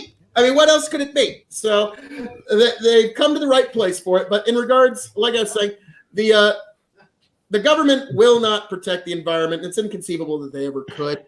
That's not their purpose. The only thing, this is going to sound really strange, and this is going to be, again, you get the counterintuitive information from Phil KOE. The only thing that will ever truly save the environment, if you will, or make sure that our scarce resources are allocated properly is the price mechanism. The price mechanism is what decides who gets what scarce resource. That is the mechanism. And if something is too expensive, we find alternatives. So it's the price mechanism that will ultimately save the environment. And it seems counterintuitive. But you got to keep in mind. Wasn't me this sorry. time. Sorry, that was me. That was me. Drink. Rockefeller, for example, What's going on with chicken? Nobody realizes this. The man single-handedly saved the whales. Before Rockefeller figured out how to use petroleum to thought that was William Shatner. Whale oil in our lamps. So one man, utilizing the price mechanism, single-handedly saved every whale. They would all. How much money did he make on saving the whales? Oh my God! All of it at the time. So is that why he saved the whales? What's that? So is that why he saved the whales? No, he didn't do it to save one goddamn whale. It was a happy coincidence of him using the price mechanism to find a better alternative. That is how the environment will be saved, in my personal opinion. No. So I thought it was if William Shatner. If that coincidence doesn't happen for anybody else who's able to invest in that and make money out of that, how will the environment be saved? Alternatives, by its very definition, means a lower consumption of the previous commodity, whatever it is, in whatever area you're talking about. So anytime you pull tomorrow, there's going to be less consumption of milk. If there's an alternative to gasoline tomorrow, there's going to be less consumption of gasoline. If there's less, whatever, take your pick of any commodity that has a limited resource on this planet. If an alternative is arisen, there will be less consumption of that previous commodity. It's just a supply and demand curve. No, I agree with that. But how do you save the environment with supply and demand? I just fish. How do you save the environment with supply and demand? No. Hold on, Phil. Like, to your own argument, I want you to look at it. Let's go instead of being all macro on this. Let's break it down a little bit closer. Let's talk about the fishing industry. This is one, and I don't know how educated you are on this particular industry, but the fishing industry is probably one of the most unknown broken systems that's out there right now, and the overfishing and the fishery issues that we have. There are many marine biologists that are saying within 10 years, that might be the early one. 20 years is probably more realistic, that most fish available today are shrimp consumption, are tilapia, but then you start thinking of the higher end, and you look at like even salmon. That's not even high end really, but even salmon's gonna be a tougher it's going to become an issue that, it's not going to be readily available. The oceans are being overfished. We cannot repopulate them. And when we do, they're in these fisheries that are kind of sketch to begin with. But even they won't be able to keep up, even if we stick with those. What are your thoughts on that? My thoughts on the potential shortage of fish. I just want to make sure I got your question exactly right. So your question is, in what way will the price mechanism help save fish populations in the future? Is that your question? Yeah. With your prior model and in the thoughts that you were having, like how is that going to save these micro industries? Yeah, I think at a macro view, you're right. At a macro view, for the most part, it's going to be okay. But when you start breaking down to these individual sectors of the business, you're going to have some problems, because we're already seeing some of them. There's unless there's immediate action now, they're not going to be saved. Oh, that's absolutely correct. But when we're talking, especially in the food industry, it's a lot more flowing in that if you're having a depression in supply of one food item, you're just going to get an increase in the demand for another one. So I understand. And the best cure for low prices is low prices. Best cure for high prices is high prices. But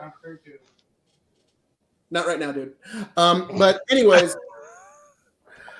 I'm kind of called back to an example from the abolition era. And I know this seems like a bird walk, but it's really not.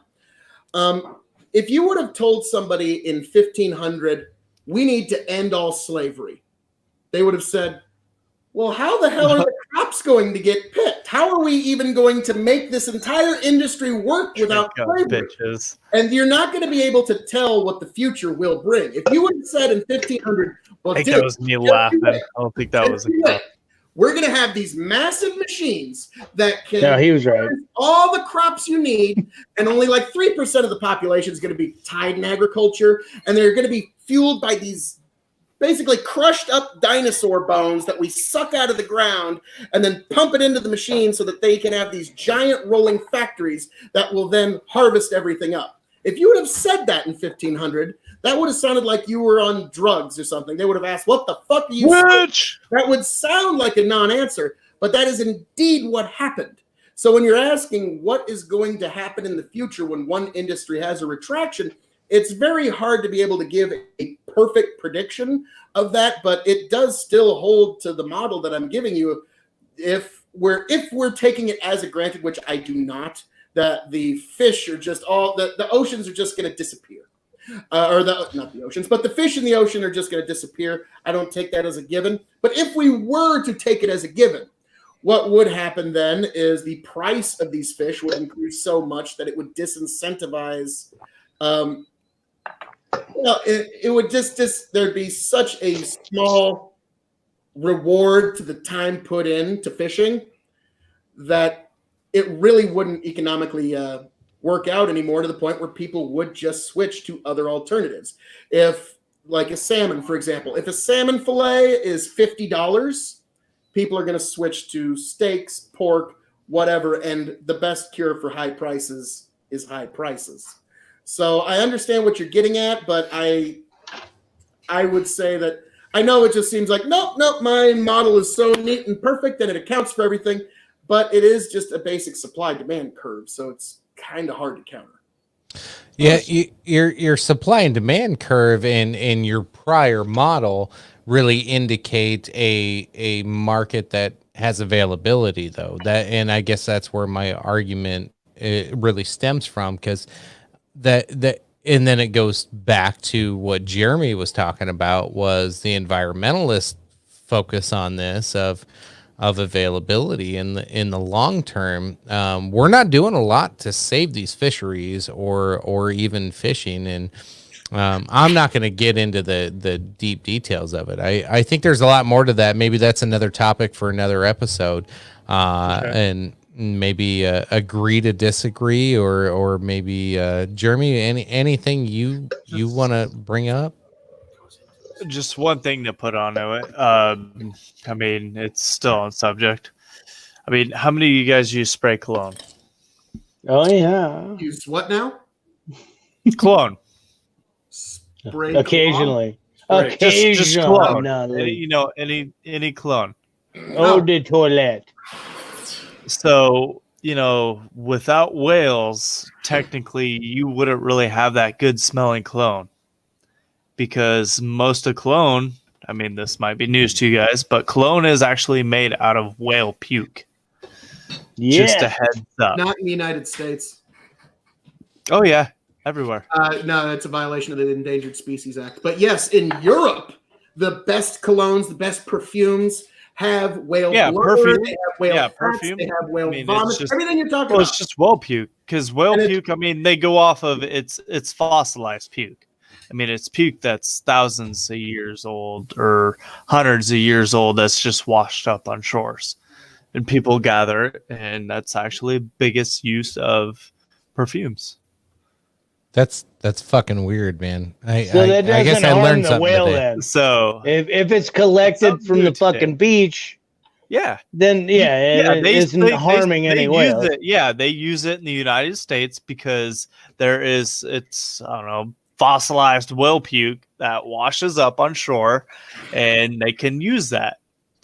And a lot of perfumes and high musky, like really musky colognes, like the manly colognes, like I wrestle bears and take out the trash. Shit. Cool water, bitches. Yeah. That stuff is Yeah, actually cool made water. out of whale puke. Cool Nice. water, bitches. Yeah. Hey, I want to give a shout out to somebody else who's made out of whale puke. Dakota come in my hand. Oh, That's Jesus. Dakota Cunningham. Hi, buddy. That's my nephew, by the way.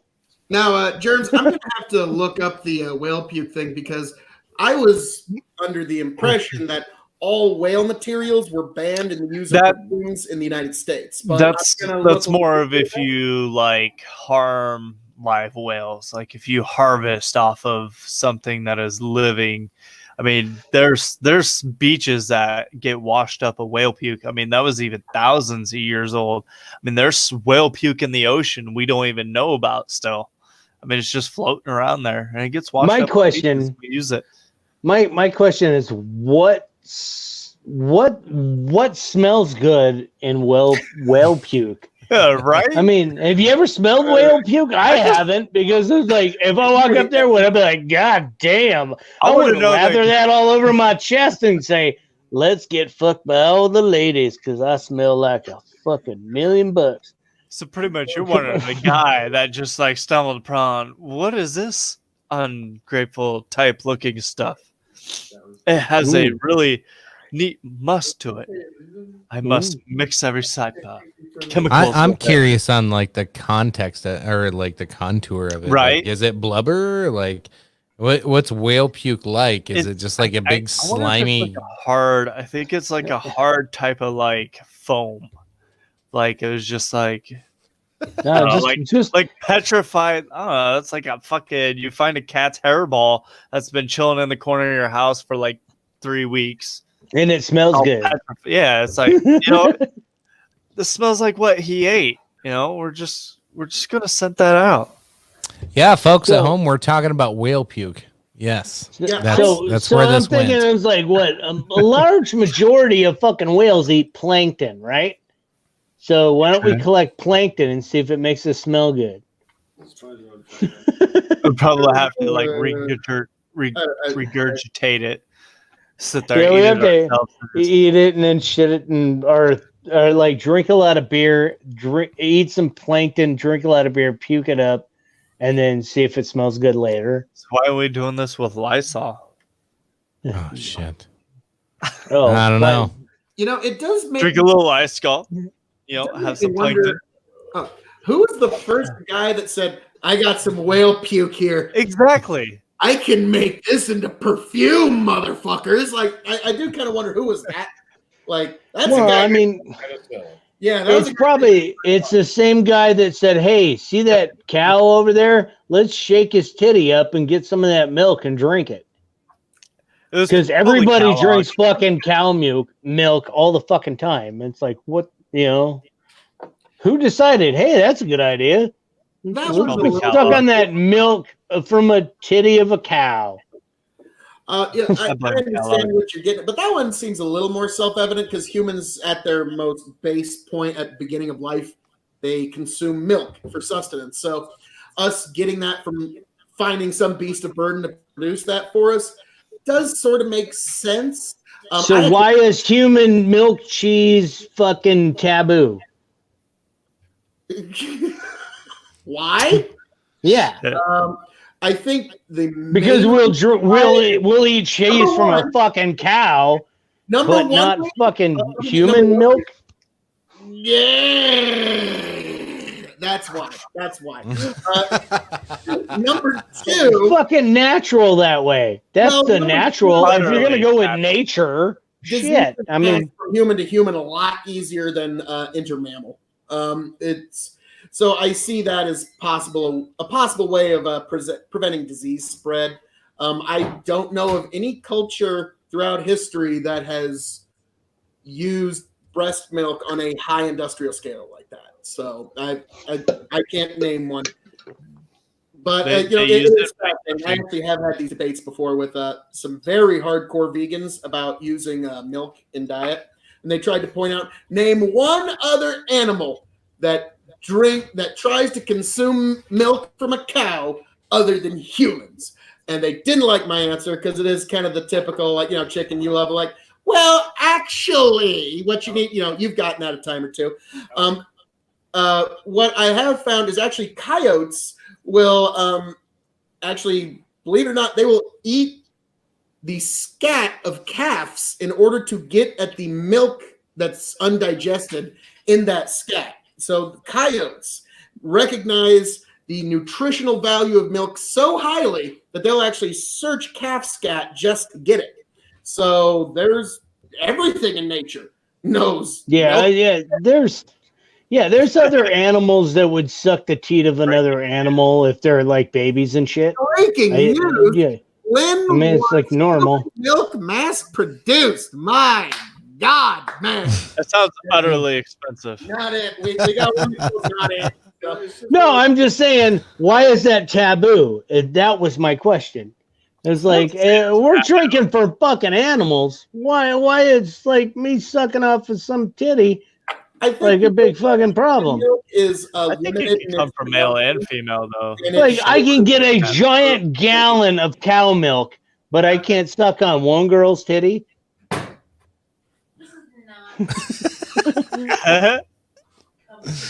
We got titty background noise. Bring the nurse back to answer my question. Nurse my Bring question. me my nurse. Lynn, this. Do you regularly offend some of the women in your life? I'm just curious. Yeah, usually. Okay, that makes a little more sense. Because I'm hearing, like, I don't know if this is the company to have an opinion on such things. Pretty valid. I only just kind of took consideration that that kind of human breast milk is so limited in its production, and that should generally be used for the direct not really. of that woman. So that's my general thought. Call me crazy. No. Well, I tell you what, folks. No, hang on. Nurse Ratchet's got a good point here. Oh, do we do Here, this? Any one of you motherfuckers tasted breast milk? I haven't had the opportunity. Oh, Really? fuck yeah. Mine tastes like pineapple. Little Ew. tangy. All right. Okay. So There's a we're no for the rest of you. So we are approaching the midnight hour, and I think we're going to go ahead and round up this show as it's slowly going nowhere fast. Let's say our farewells and round this show out and get your final points in. Each one of you, we'll give you, a good 10, 30 seconds, whatever you want to say. We'll start with Germs. I think I'll have you up first. Say goodnight to the folks and tell us what you learned tonight or didn't learn tonight, or I don't know. I don't really care. Well, ladies and gentlemen, breast milk could be an utterly new worldwide thing. And I'm going to enjoy the rest of this to finish off the night. And I actually, hopefully everyone buys some of this. It's actually really good. It's worth it. I'm going to have to try it. So you get a chance. And it has that nice, cork sound to it. Makes it a little Beautiful. more Beautiful. All right. Good night, Jeremy. Lynn, say good night to the folks. What up, y'all? Hey, shout out again to Dakota coming, my hand. Other than that, I hope everything I said had some kind of meaning. If not, at least you got some laughs. Wash your fucking hands. Don't hug fucking strangers like they did in Italy. And go out and what's this say? You can't close human titty cheese. You can't close on human titty cheese. Come on. Dakota come in my hand is already in there. But you know what? I tell you what, buddy, you stay on. I'll be playing your ass on some fucking Call of Duty here in a little bit because I'm fucking staying awake, buddy. Other than that, good night, guys. I hope everybody learned something somehow. Not for me because I'm just a fucking blittering idiot who lives in Missouri. Love y'all. Have a good night. We'll see you next time. Thanks, Lynn. Appreciate it. Phil, Tony, take it away. We're fucked. Go ahead, Phil.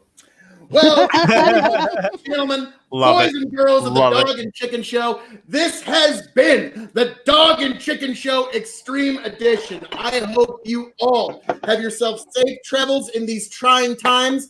I am the devilishly handsome outlaw himself, your king of extreme, the Tom Brady of wrestling podcasting, the Muhammad Ali of podcasting in general, and one damn handsome man, if I might add, Phil KOE, signing off and handing it off to my indomitable broadcast partner, Chicken. Take it away, man. Oh, I think there's a few things to learn tonight.